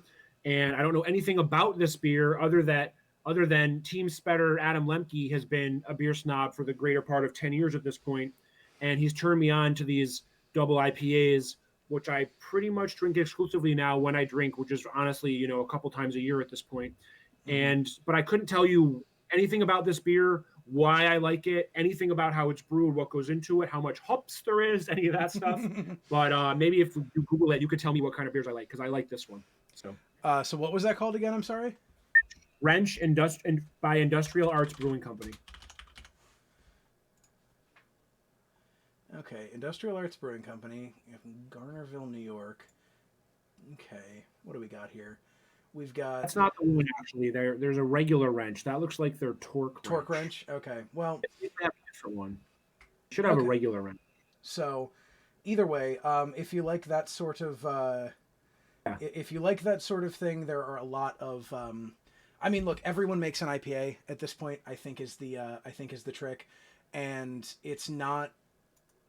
I'm going to say... Yeah, but there's something about, like, I don't know what it is, but there's something about these double IPAs. You know, like, I don't really like a Sierra Nevada IPA. You know, like, that's just not for me. I honestly would prefer a Budweiser to it. Right. But these doubles, these well-made doubles, I don't know what it is about them, but it's probably like the Christmas tree flavor, to be honest, that you mentioned earlier. I guess I'm probably just into that. And hey, there's absolutely something there for everybody. So doubles are hard to define. Like what a double actually is in beer and specifically in an IPA is kind of hard to define because there's no consistent that's a double IPA. Like we know what an IPA is. It's an Indian Pale Ale. And you become a double IPA. Yeah, you can kind of just call it whatever it is. It's basically people started calling their things double IPAs because they made a harder tasting, stronger IPA. And they were like, well, we can't, it's not just a double, or it's not just an IPA. We have to call it something. So we'll call it a double IPA. I know one double IPA that I do actually like is not from, Is that the Cape May? Did you just go to the Cape May? The Cape May was one of the ones, that I wanted to bring up. The Coastal Evacuation from Cape May Brewing Company. I was trying to find, I'd seen this list before. I was trying to find it again. I like Cape May Brewing a lot. I don't know if you ever make it down that far, but down in my neck of the woods, where Cape May is only about an hour and 15 minutes away, I make it down there quite a bit, and the Cape May double IPA is pretty good. There's another it is, one and that's sold locally and all of my stomping grounds around here. So I do get that one from time to time as well when I do purchase beers. Yeah, there's another one on this. I went through this list a while ago that I'm looking at, but there's another one on here somewhere that I did really, really, really like. But also, if you like strong flavored IPAs, I'll give another local to our area hit, Dogfish Head Brewing out of Rehoboth, or approximately Rehoboth. Their 90 Minute is a very strong dry hopped IPA that is, I think would probably be right up your alley. It's a little harder to find because they don't make it all the time. And because it is a dry hopped IPA, they actually throw away some percentage of their batches because they fuck it up. Because the whole thing is they brew it and they leave it sitting there, and then they sprinkle hops in after the brewing process to let it absorb more of that hop flavor. And if they let it go too long, it ruins the flavor and makes it undrinkable. And so they have a 60 minute, a 90 minute, and a 120 minute. The 120 minute is a true and honest experience. I know people that have traded experiences in life for an old bottle of Dogfish Head 120 Minute, because it's a real experience, but it's also that's not my pay grade though. I just I drink alcohol pretty much because it gets you drunk. I don't truly enjoy the taste of any alcohol. I'm fine with the bottom of the barrel vodka, Bankers Club, $5 handle of vodka plus Hawaiian Punch. Honestly, I'd be up for that. So it's only the inebriation that I value, never the taste. Despite the fact that I'm sort of getting into these IPAs a little bit, but I just if it didn't, I would never drink a non-alcoholic beer ever. I couldn't think of a grosser thing in my entire life, So Damian Burzum in the chat. The way you'll be able to see Jeff Liu's game that we covered last round is to go to the YouTube channel that is linked down below this Twitch stream on Monday. I should have this VOD up by then. And the deck lists, I don't know what DFB's plans are, but he usually does a tournament report that includes deck lists. So I'm not going to promise anything, but I'm going to assume he's going to do that again. Also, Mano, the pairings are up. Pairings are up. By the way, while you're looking at that, if I can just say your ATC with BDM was probably my favorite podcast episode of all time. I actually have not listened to that one since. I need to go back and listen because I know it was a blast to actually record. I have listened to it 3 times in the last 6 months. because it was getting me through hard days at work there for a while. Plus, I remember playing in those old Gray Matter PTQs back in the day. So, right, when you have nostalgia, when you have memories of the specific thing, these podcasts take on an even more more value to old Gray Matter regional pre-releases at the Pennsylvania Convention Center many years ago. All right, what is this guy on? Let's see. So, thank you very much, by the way, chat, for being in there and hanging out. We've got a personal best in viewers today at currently 97 viewers. So, thank you very much for hanging out. I'm going to give Mano a ton of that credit for tweeting it out and having a larger Twitter presence than I do. It's everyone's responding to DFB's tweet. So I think, what the fuck is going on here? I'm I'm gonna just reload this page. Something's wrong with oh no, my Airtable. It's not the stream. It's just my Airtable. It won't let me look up decks for some reason. Okay. We could just bring it up. Just because I like the DFB, if you're listening, apparently standings are not updating. I have nothing to do with that, but yeah, it does actually. The standings page is not updated yet. I don't know if that's intentional or not. So, Table. Let's see. So everyone's just starting. Right. Accept invitation. Go back into this, and hopefully this works. So I'm personally never not interested in watching Paul Da Silva play a Da Silva deck. Even though he does actually have 4 disenchants in it this time, so does he? Yeah. Let's put his opponents on. And McFadden is thinking about that. Yeah. Don't see his name anywhere. Well, I hope people are slow to start because we're taking a while to find this feature match. Let's see. Whatever. We could just do it. His deck isn't showing up for some reason. Let's find Charles. Do you have a different name? It's just not showing up. Or did he forget to put his name? Maybe it's the one with no name. No, I don't think so. I think I saw his name, but I'm trying to find the folder I downloaded the deck lists into, and it's not. I'm like, up. Oh, you know what? I know what I just did. Oh no, that's funny. No, we're good. We're good. Okay, we'll get there. Yeah. Sorry, I'm like the least technical. It's all right. We're doing it. We're doing it on the fly. Stream. We're doing it on the fly. I found it. Okay. I brought up. So I closed down the deck, the Airtable that he sent me. And I brought up an old one, which was from a different tournament. Oh. Looks like McFadden is playing. Let's see. Basically an unpowered version of the deck. That doesn't sound like the best matchup, to be honest. Nope, it really doesn't. Yeah, I take that back. I mean, in general, I'm with you on Paul. Yeah. Chat wants to know how they get the Yuzan print that's behind you. What's that? Chat wanted to know how they get the Yuzan print that's over your shoulder. Oh, that's so my sister dabbles in art. She's, it's kind of a hobby of hers. And for years past, for like Christmas and stuff, she'd be like, what should I get you? And I'm like, oh, just paint me a Magic card. And I gave her a few to paint. She painted me Juzam and Uktabi Orangutan and Mahamodi, probably between 5 and 10 years ago. Given how fast our last round went, where do we want to jump in so that we can make sure? No, that's what I'm trying to do right now. Trying to find anything. So let's just go to. I guess we could go. Right, last check. It's going to be. No, that's not the one. I agree. I wish we could get these pairings out a little bit before because it's really hard to find a feature match in 30 seconds. Yeah. Let's see. Without just featuring the same people every round. No. Let's see this one. We could jump in on DFB's match. His opponent's on Lion Dib.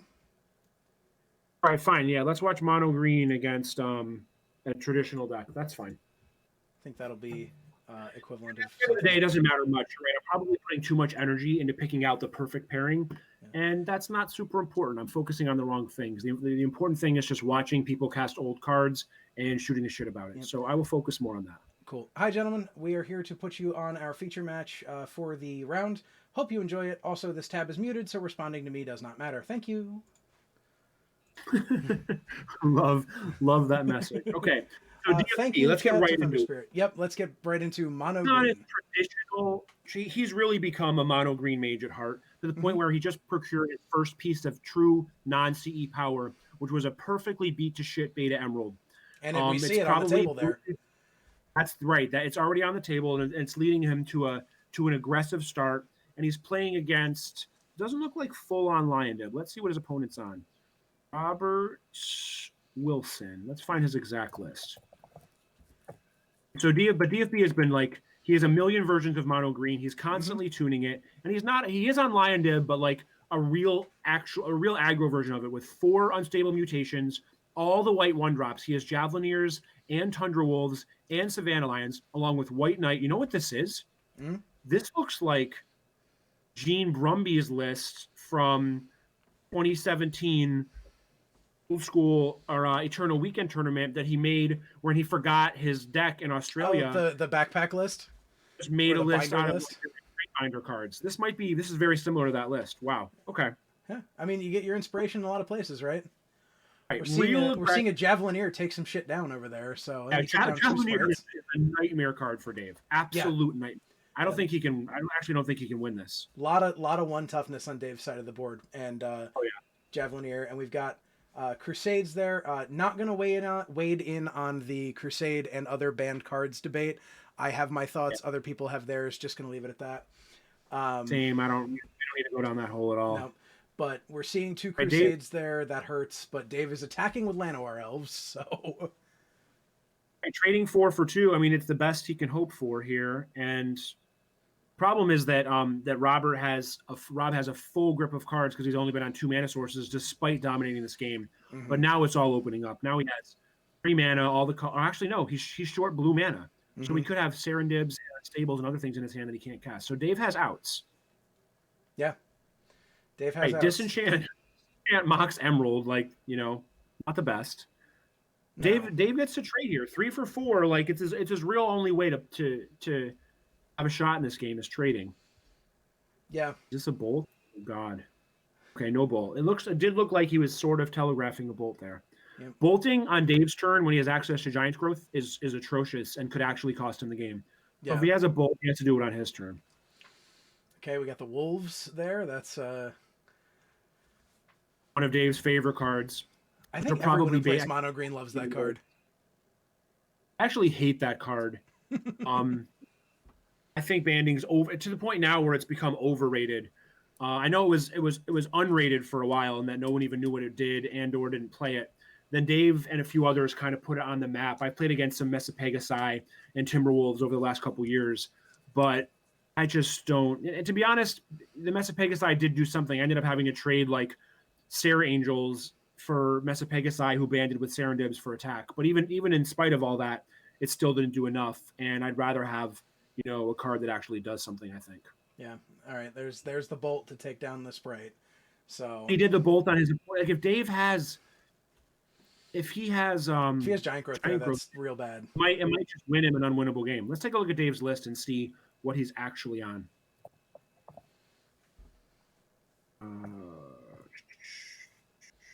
Here he is. Let's see what this version of mono green is. Okay, Bottle. So yeah, he loves his main deck Bottle. So this is a very meta-gamed version of his deck. He's on full 4 Giant Growths.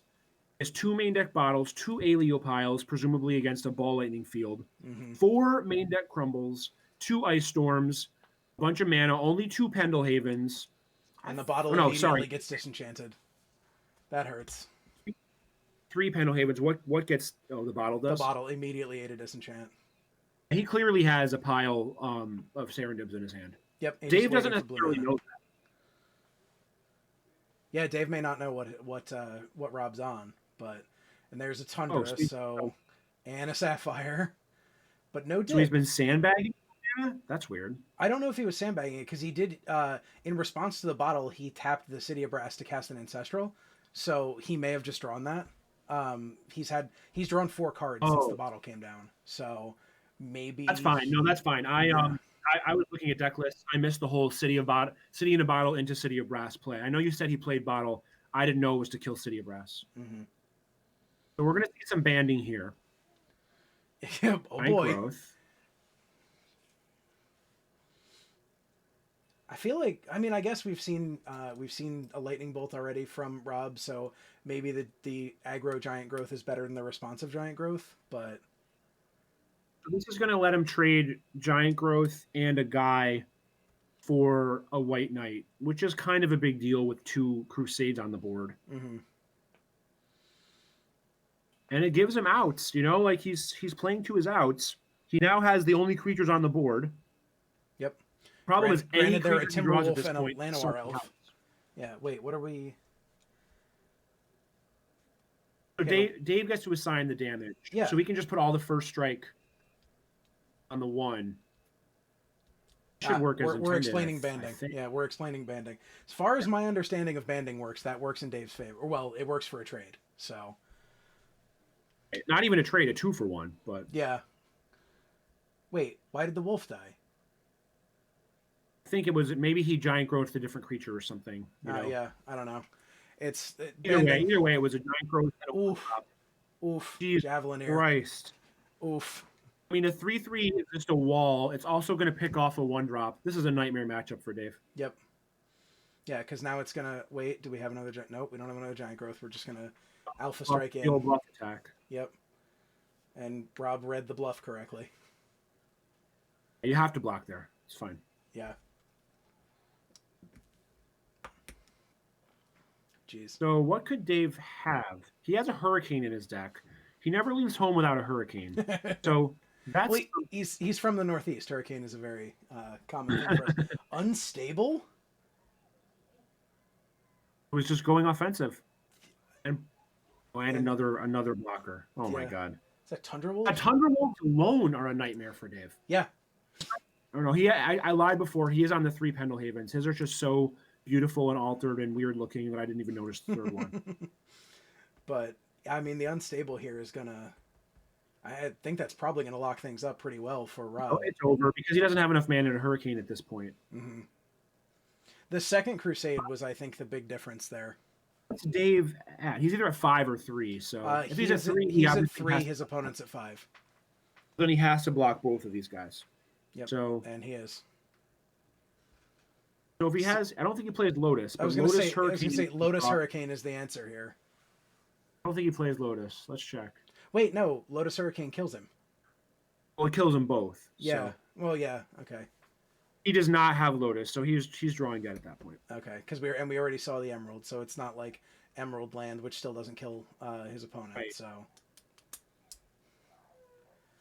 And I'm assuming he doesn't have Channel.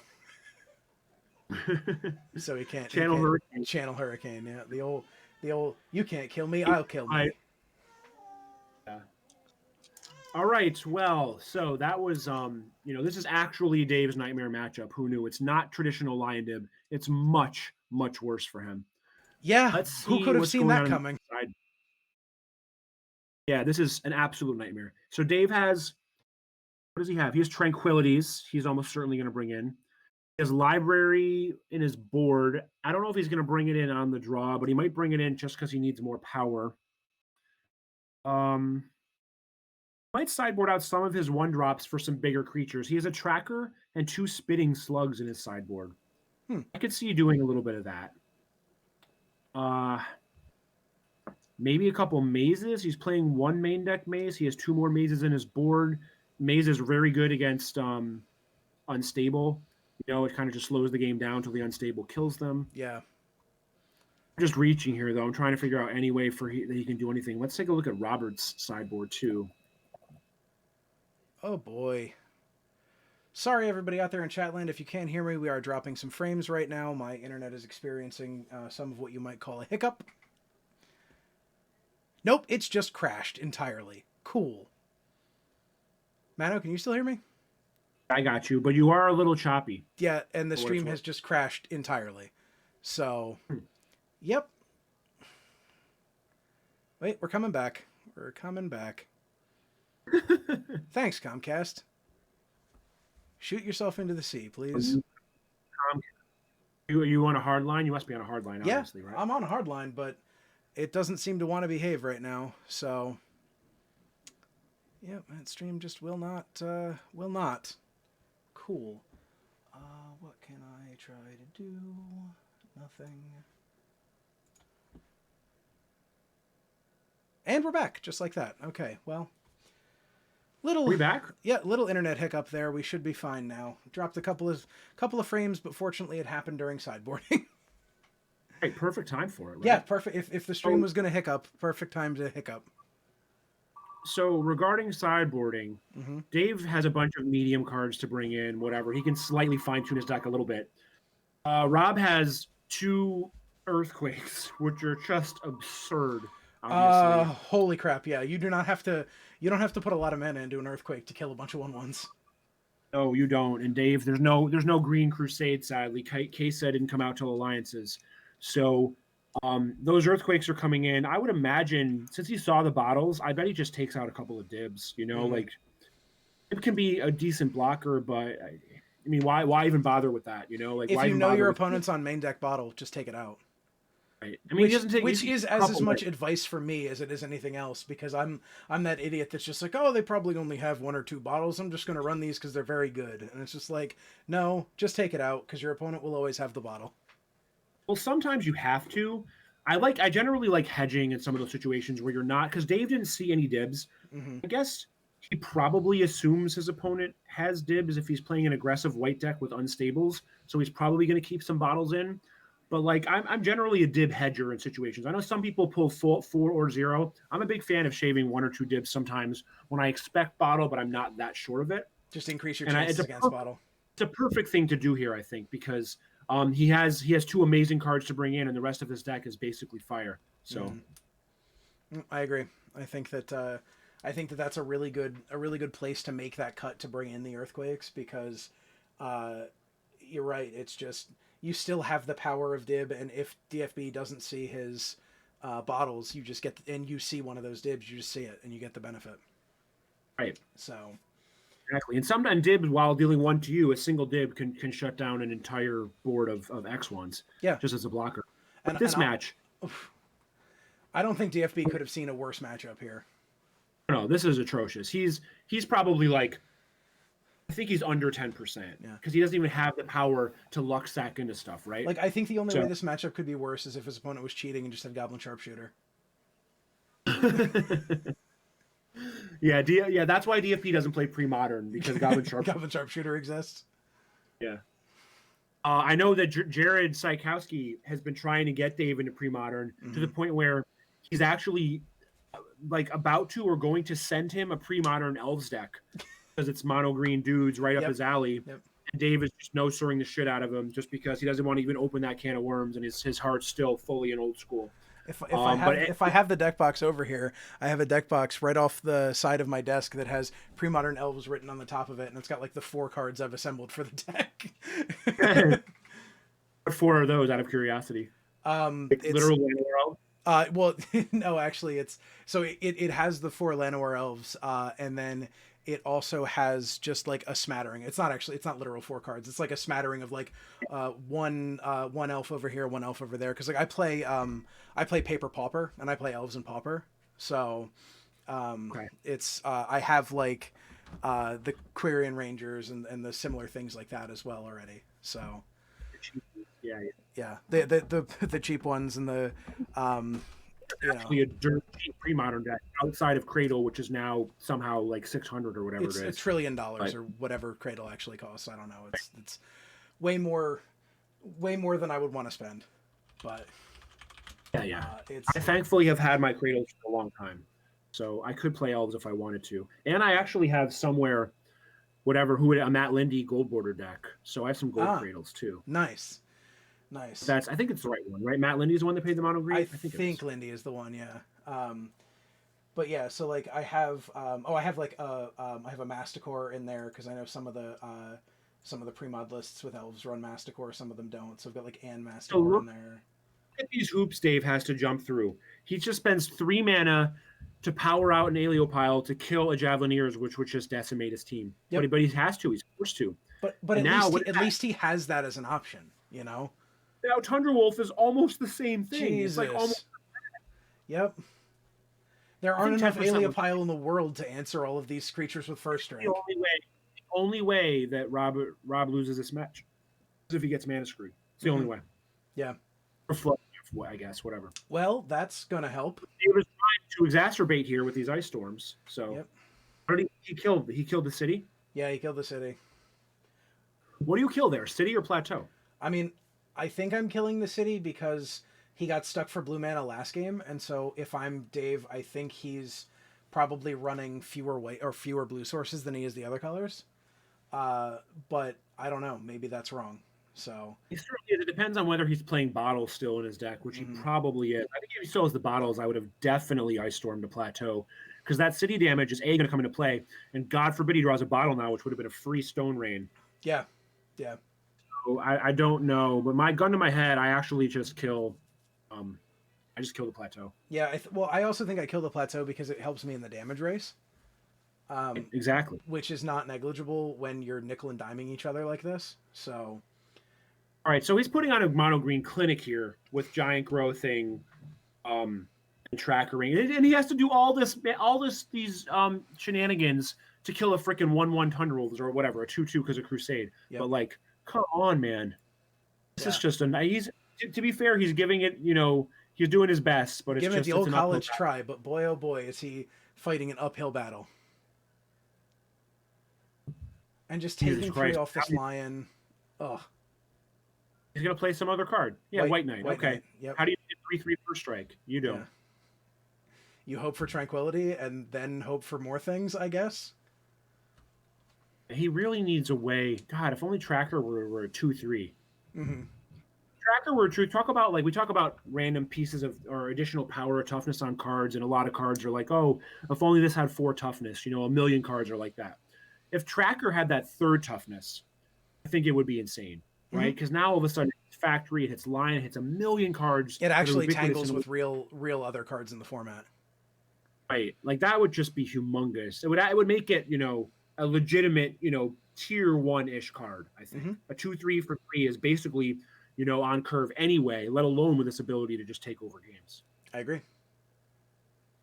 All right, so we're having a staring contest now where, Dave can't be the 3/3 first striker. Let's think of what Dave's outs are here. Tranquility is a start. But only a I guess if he attacked, right? Like Disenchant Factory. Oh God, this 2 for 1. Oh, that hurts. Do you have a giant growth? Probably not. Now the Pendelhaven, which normally would be insane right now, does nothing. Yep. Oof. Man, this is a bad matchup for Dave. This is rough. I'm gonna start looking at the pairings to find another match because this is we won't be God. here long. Oh, now he's stripping. Oof. We will not be here long because Only has 2 mana in play.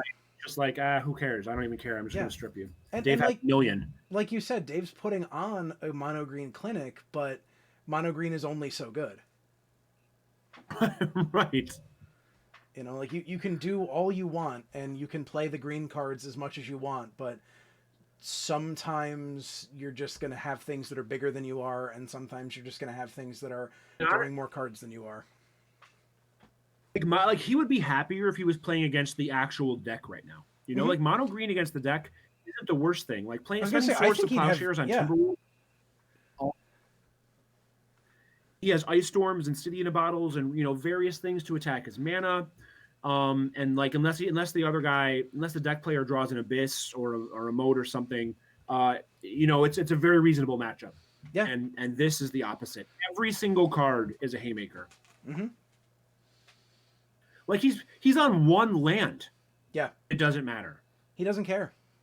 He doesn't have a mana. He doesn't have a second mana, and it's just like, whatever, irrelevant. Yep.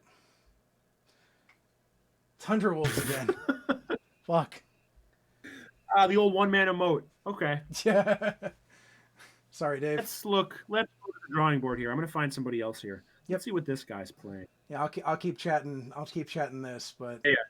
I'll sort of, yes. Let me know if anything changes. Yeah. There's a lot of like just I will. mono-colored aggressive decks in this tournament. A lot of mono black, a lot of mono red, mono green that we're seeing right now. I mean, the mono red I think was a cool idea for the tournament being, about ball lightning, but I feel like we got a lot of people who decided that they were going to do the old Spike Spice line by playing these aggressive mono red decks that are cool but also are just designed to kill you with bolts. But I feel bad for Dave, and to be honest, I kind of regret suggesting we jump in on this match. Our fault. We hit it out of the park with our first match. Our second match was okay. This It was a one's good similar. match. We got to do good in the next one. Yeah, we got to get the next round. First match was wonderful though, so I have no problem. You know what? We have a pretty good match we could go to. I think. Okay, let's hope it's still happening. It probably is because it's good players on powerful decks. We'll try this. Oh, geez. Table 5 we'll go to. All right, well, we'll jump out of this because Dave's showing off his hand and his sideboard cards here. So was it over? Yeah, just it's- jump out. It's over. Sorry, Dave. Sorry. Yep, sorry, Dave. We never have shown you if we knew that that's what you were playing against. So. Yep. So would you say table 5? David Third and Simon Rockyar? Yeah. Okay. That was pretty good pronunciation, I think. I like to try to pretend I know what I'm doing. Nope. I don't even try. There was only one person in that room, so that match is over. Jesus Christ. All right, a quick one here. Let's do go to table 12. 12. Mercado and Simpson. Yeah. Okay. Try that. Yep. Hello, you folks will be good. We're just our starting. Yep, you folks will be our second feature match for the round. This tab is muted, so responding to me is not quite the best idea. Thank you very much. All right, looks like we're at the start of game 2, probably. All right, Adam Mercado got, again, another mono black deck, but it's kind of interesting in that it plays some Initiates of the Ebon Hand, some Sengir Vampires, 4 Sinkholes, 2 Discs, only 3 Racks. Did he not play him? Oh, no, he plays him. So, a fairly standard mono black with a little bit going on. And his opponent, I guess we'll find out once he plays cards, but we'll see what his opponent's on in a second. His opponent went Factory into Rack, so... Oh, God. Oh, no, Factory into Vice. Or Vice, so that's, sorry. Wrong one. The opposite, at least. So let's see what this was. He's on... Mercado has my favorite deck pick of the entire event, so... And we had to feature him, right? Yeah, he featured heavily in his deck pick one of my favorite hip hop albums of all time. So, which is what? It is called Mad Villainy by MF Doom and Madlib. It's from 2004. It's a really, really good hip hop album. Tons of really obscure samples from old kung fu movies and cartoons, and MF Doom notable for performing wearing a stylized Dr. Doom mask. So, yeah. Oh, because he is Dr. Doom. Mercado is. That makes sense. Yep. Okay. Yep. Yeah. So Mercado really. All right. So that's not it's slightly under the radar too. So for that to hit home with you is a big deal. So I think it's pretty good that we're featuring him. That makes sense. But yeah, we've got Simpson is on. Good old Zoo. He's on a traditional ATOG deck, which I honestly, right now while we're on stream, I'm going to lay claim to inventing this archetype of ATOGs with a bunch of other creatures in it, namely Scrib Sprites and Pixies, and honest to God, even Serendibs. But this specific Phaetog deck has been, people have played it a bunch in the last few years now. I know Svante Landgraf has played it. I know Dave has played it a bunch. I know Carter Petray has played it out of the Lords. But I have podcasts dating back to early 2018 talking about this deck. I played this deck in 2018. I did okay with it. I think I went 4-1 in a Neos with it or something, and whatever, missed the top 8 on tiebreakers. But whatever reason, it went under the radar until eventually some people started playing it a few years later, and now it's getting all sorts of fame and getting publicized and getting fame when I, honest to God, lay claim to this baby. These green red ATOG decks with like 12 creatures in them. I'm going to claim them right now for everyone to hear. So if you have issues with that, come at me, bro. Oh, Jesus. After this round, I think I'm going to have to take the stream down, try to kick my router until it starts working, and reset it again, because the stream keeps flipping out. So I don't know what's going on. Like, literally upgraded my internet yesterday and checked my stream this morning. So this shouldn't be happening, but go figure, right? Of course, right? It all goes down. Are we still on right now? I honestly can't tell you, because I closed out my viewing of the stream, so it wouldn't show up my bandwidth. Let's see. Looks like we're still on. I have it up. Okay, cool. Might be just dropping some frames then. So Adam on mono black against a traditional Phaetog deck. By traditional, again, I mean the one that I invented 2.5 years ago. The Mana Phaetog deck. Doesn't look good. Tapping out for two racks against this deck doesn't sound great, Bob. Not great, Bob. That's really not. Okay, chain. That's dead. Don't think this one's going his way. That's dead. Just that's plenty right there. That's 6. Yeah. Okay, so man, this is. I guess you know what? This is a problem with 4-strip. Everyone just plays these insanely aggressive monocolored decks that aren't super interesting and also are super fast. Yeah. So we just don't have anything to talk about. Yeah, no, and it gets to the it gets to the heart of the difference between the 4-strip and 1-strip formats too. You know, it really gets to the heart of what you can afford, such as it is, to do, right?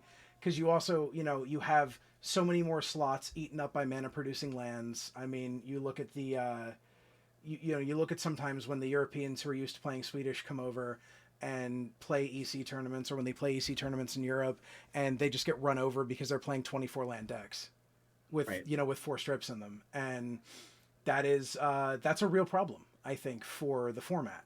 Well, not for the format, but for people going from format to format, and it's difficult. Well, I mean, people just don't play enough lands in 4-strip formats. That is, I played the very first old school tournament I ever played in, 2015 Eternal Weekend. This was back when it was in Philly. Jaco, this was the first one that was like a decent number of people. It was like 50 or 60 people. And I played, I want to say 30 mana sources in the very first version of like Lion Dib. Yeah. Right? Like it had Lions, Dibs, Orders. I think it had Power Sink, Swords, Disenchants, and some Power, and the Black Splash. And I played like 30 mana sources because I played 4 strips and 4 factories in like a full-on aggro deck, which, looking back is a little bit heavy, obviously, but it's a lot closer to right than playing 24 mana sources, which, like you said, is kind of a default. Oh, I'm playing Lions and whatever, 24 mana sources, and it just does not cut in these formats. There's so many people who do exactly what you said, and maybe add 1 land to their deck because of 4 strips, and it's just not enough. Because you have your 4, they have their 4, so it synthetically costs you way more than those, than that 1 land drop. Yeah, like in my when I play my counterburn deck for EC, I play 27 mana sources. When I play it for Atlantic, I play 25 mana sources. And I've shaved down to 24 mana sources for Atlantic, but I think I still prefer the 25 mana sources, especially because I don't own a Lotus. So like if I had a Lotus, maybe I'd feel a little bit more comfortable at 24 mana sources in 1 strip, but I certainly wouldn't feel comfortable at any less than 27 mana sources in 4 strip, because like you said, not only do I have 4 strips, but my opponents do too. Right, which people just don't price in. Let's try out table. I think they still have try a out game. table 20. I think they still have a game. Oh, that's right. Because I see so Adam won game 1. Yeah, Mercado's shuffling up, and they're both back at 20. So I think they still have a game. Let's do this. Simpson is known. I know him a little bit from Type 1.5. He's put up some good results in the Beast Type 1.5 format, which, if you're curious what that is, it's basically old school without any card that's even remotely resembling good. That's why I don't play it, because I can't play Lightning Bolt.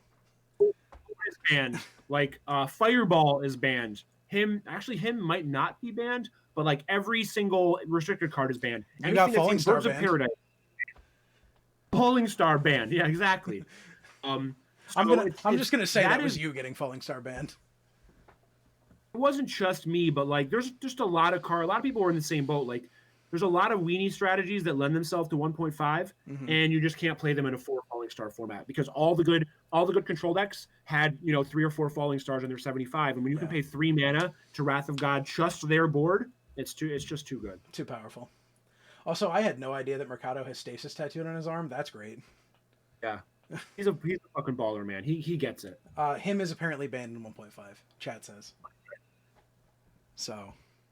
Like literally every good card is banned. Yep. Which is awesome. I think it's a fun format. It's a fun format to play once in a while. I obviously wouldn't want it to take over for 93, 94, but like I play it a few times a year, quarterly-ish. And it expands the brewing space in what I think is a good way, but I'm personally, like I said, I've also only been playing 93, 94 for a year, so for me, I've still got plenty to do in this space.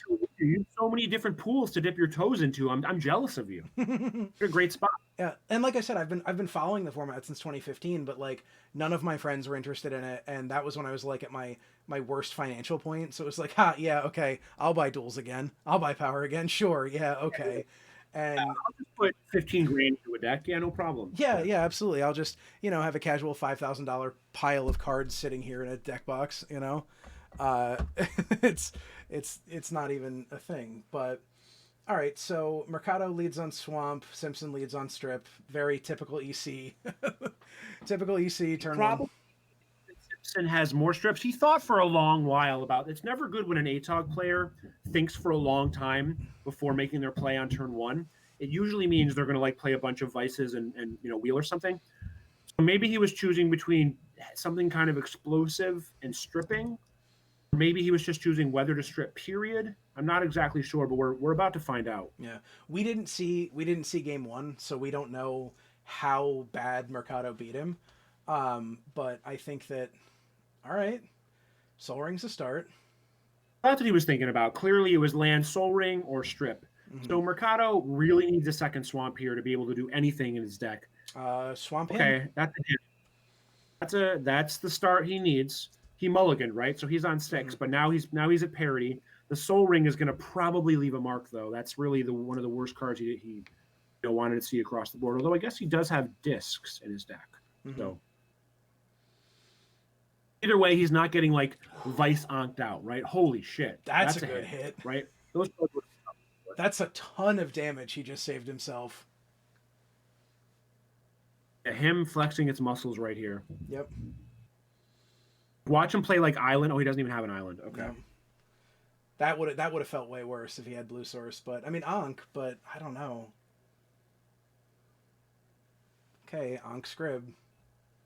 Ankh Scrib. He's keeping the pressure on. That's fine. Yeah.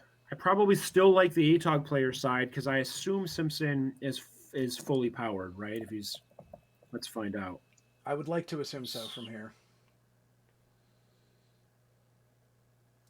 Okay, somebody, Dudes of Paradise in the chat says, well, gents, I did it. Well, don't leave us hanging. Tell us what you did. Also, okay, another hymn that this time gets Chain and City. Dudes of Paradise went to the beach and caught waves between rounds. Yep, that's the last of his hand. Dudes of Paradise went to the beach and caught waves between rounds. Wow. Wow. See, I guess maybe the 4 strips is a benefit because your round is done in 8 minutes. Yeah, go surf a little bit. But all right, so second hymn. Yeah. Oh, and he drew the perfect card off the top. Scrib Sprite. Attack with Factory. Oh man, that's just the perfect card. That hurts. What do you need now? Disc. Disc would be insane right here. Disc would be solid. Actually, Hypnotic Spectre is insane. What a blocker here, right? Mm-hmm. Yeah, I dig that as a blocker. Those Scribs are going to hit. Adam is great. He needs to stay alive here. Mm-hmm.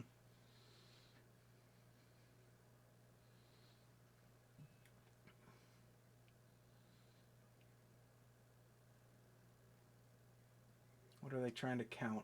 I don't know. Maybe they were trying to count if somebody who had maybe checking life totals or something. Life totals or lands played. If you're Simpson, you want to draw Wheel of Fortune, that's, or clearly any bolt here would be amazing. Yep. Would be absurd. Bolt, even a playable creature here, I think looks okay. He clearly didn't draw a blank because he's okay. Drew Mistress Factory. That's pretty good. He gets to attack for 3. He also needs to take 2, which he has not done. Yeah. Because that Ankh is still out. Yeah. I trust He Mercado doesn't to take catch 2. that, so... I don't actually. Maybe you should jump in the chat and just make sure. Want to do that? Yeah, I will chat them. That's going to screw up the look of the match, but... I mean, it's probably not going to matter, but, like, God forbid that the game comes down to that.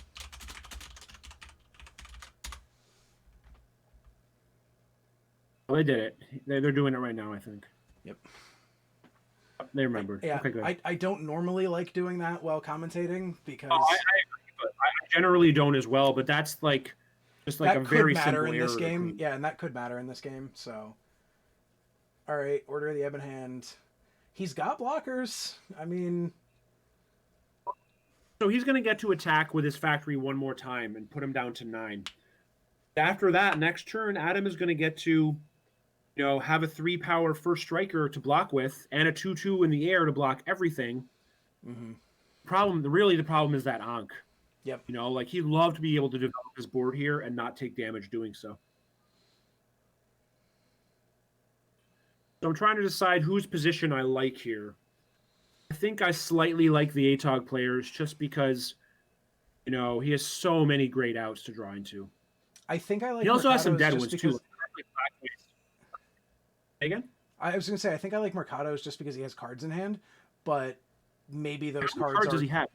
I think he's got 2, maybe 3, but those cards could also be Hymns or Twist, which are dead to his opponent's blank hand, so... You might be right. I think maybe Simpson might have the more live draws here, but Just I think the power to put it over the top, honestly. Like any bolt is really good here, although the factory helps a ton. Bolt is really good here. Obviously, Wheel is insane here. Eventually, the blue power cards will be insane. Yep. But it's close. This is a battle. This is a true battle. So it's a clear attack for 3 here, I think. Right? Like you'd love to trade your factory for any of those. Any 2 of those creatures, so he has to take this. Yeah. No worries. Thanks. We just got a chat message. Appreciate you guys getting me and DFB's game on stream. So, no worries. No problem, dude. I mean, it was a great one for us to pick up for that was for Robert Wilson, right? Yeah. Like he crushed all it. of the 5 minutes that we were able to have you on camera. But Dave was putting on a mono green clinic, and it just did not matter because every single card in Robert's hand was a 1-mana moat, basically. Yep. Yeah, it was a real hit. Looks like from the fact that Simpson just put himself on camera and tapped his ear, I think he and Mercado are having a hard time communicating. And he has left the Might be a room. restart. Yep, looks like we're getting a restart here, so...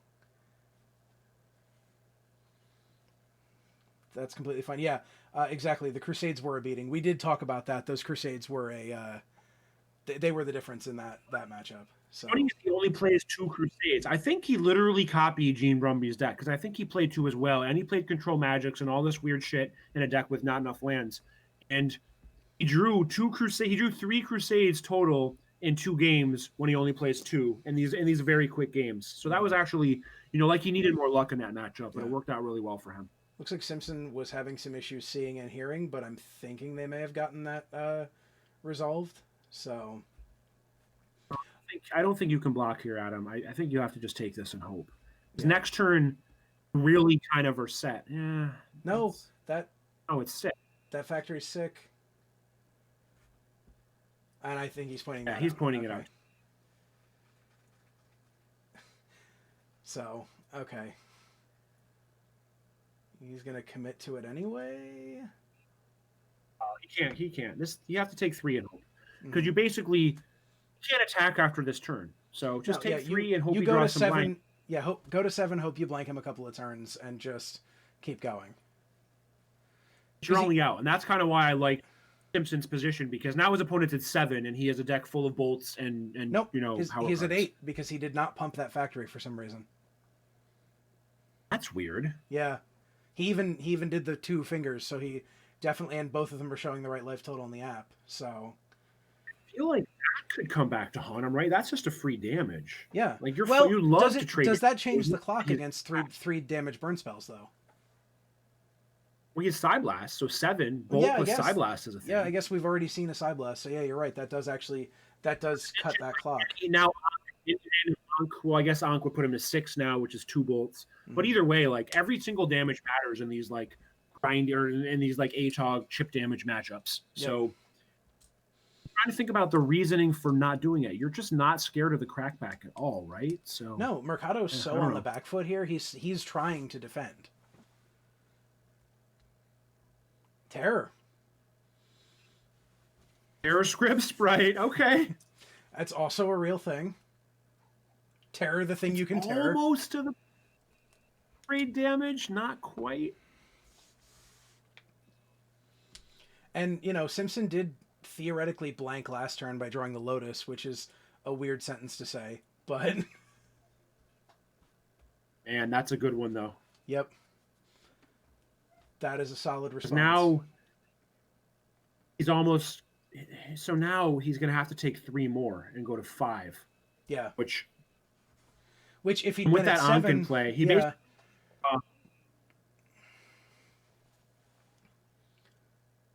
Looks like he froze. Looks like Simpson's... Okay, no, he's back up now. But this is it. Take... Mercado froze, though. Is he not pumping? I'm going to refresh, because it looks like Bear Mercado with us, froze. guys. Yeah. These things happen. It would appear that we're having internet connection problems all over the place. Right. So now we just have Blink. Mercado, because Simpson's coming back in.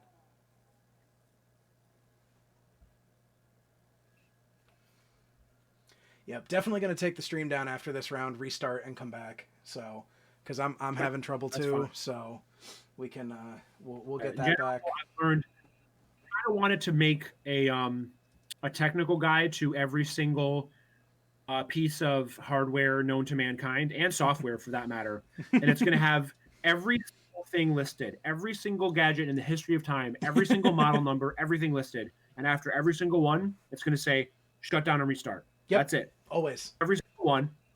Listed by number, so it's going to be the book is going to be like a dictionary. It's going to be 5,000 pages of just infinite stuff, the thinnest pages you ever saw, and you're going to look up your model number, and it's going to say shut down and restart next to it. So I've always kind of wanted to do that. Okay, a sinkhole on one of the factories. That's pretty good for Mercado. That's a big game. Now he can block. Now he can block everything. Yep. Think about this though. He could be at 4, and if he rips, I guess if he rips Psy Blast, he's in great shape anyway. Yeah, but I agree, Rich Bork. People are connecting with Wi-Fi instead of hardwiring, and that is part of the problem. But I'm on a hardwire and still having problems. So sometimes it's also your internet provider. Looking at you, Comcast, die in a fire. Yeah, I have FiOS up here, which I hate Verizon for a lot of reasons, but one of them is their internet speed and their connection is not one of those reasons. You are an absolute sack for that.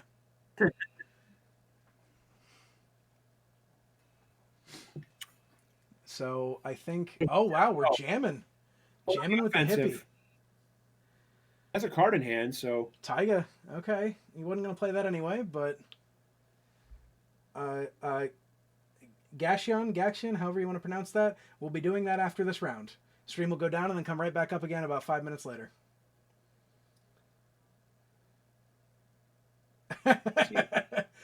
4. Why did he get 4? He was at 5? No? Yeah. He was at 5, yeah. And they took a script right side. Okay, so he's just Mercado's just going on the offensive. This is amazing. Does he have another thing to block with? Yeah. Rich, I'm supposed to have gigabit internet, but Comcast, so it's gigabit. It's just not reliable. No, I mean he's just going to 3. He doesn't win this race. Okay, there's a Tog. That's going to be rough. Yep. I don't know that Mercado has an answer to that. He has terrors, but yeah. Problem is he can't even play any more lands. That's the problem here. Mm-hmm. Can't go. He has theoretically one more land drop, and that's it. Yeah. That Tog can eat him alive, literally. Mm-hmm.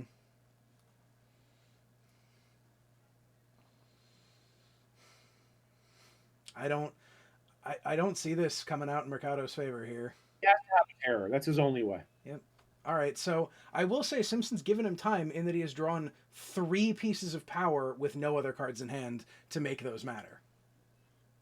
Right, he's drawn his last 6 draws have been like Tog, Factory, and 3 or 4 blanks. Yeah, 3 So, blanks. Yeah. I think it's best.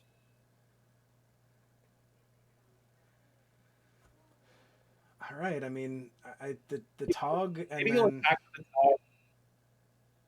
Maybe he'll attack with the Tog and sack his Ankh, and Adam will chump block. That'll give him a way to play a 4th land and do anything. That's like the only thing I could think of. But I think Simpson's savvy enough to not sack his Ankh of Mishra here.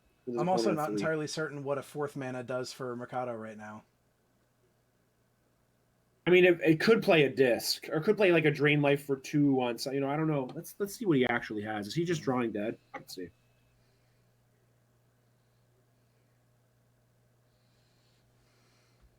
He has discs. He has Dark Rituals, so that's something. Yeah. The ritual out like a Sengir, which would be insane. Yeah, Sengir would be pretty solid here. A Royal Assassin, which would also actually be insane. Although, yeah, whatever, it'd be fine. But he's drawing dead to a bolt anyway, obviously. So yeah, but he's been in that position since he started attacking with the hippie. Like he knew that was going to happen when he started attacking. Right. This is go to 1, jump Atog, force him to sack 1 artifact. Yep. Block this right, take 2, go to 1, and just hope. Yep. I think that's pretty much what our outs are. He'll still have Factory and Tog, so it's just over. Yeah. There's literal nothing unless he does have a Quiet Drain Life hiding. Oh, geez. These connection issues this round are real. He does have Drain Lives in his board, so there's a world where he has a bunch of Dark Rituals and a Drain Life in his hand. So I guess we can keep this going a little bit. Yeah.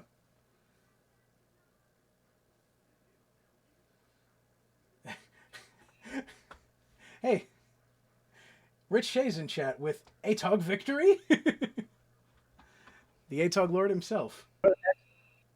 It's always Atog always gets a victory in old school, Rich. Come on, everyone knows that. Except for when you played in the tournament that shall not be named. Boom.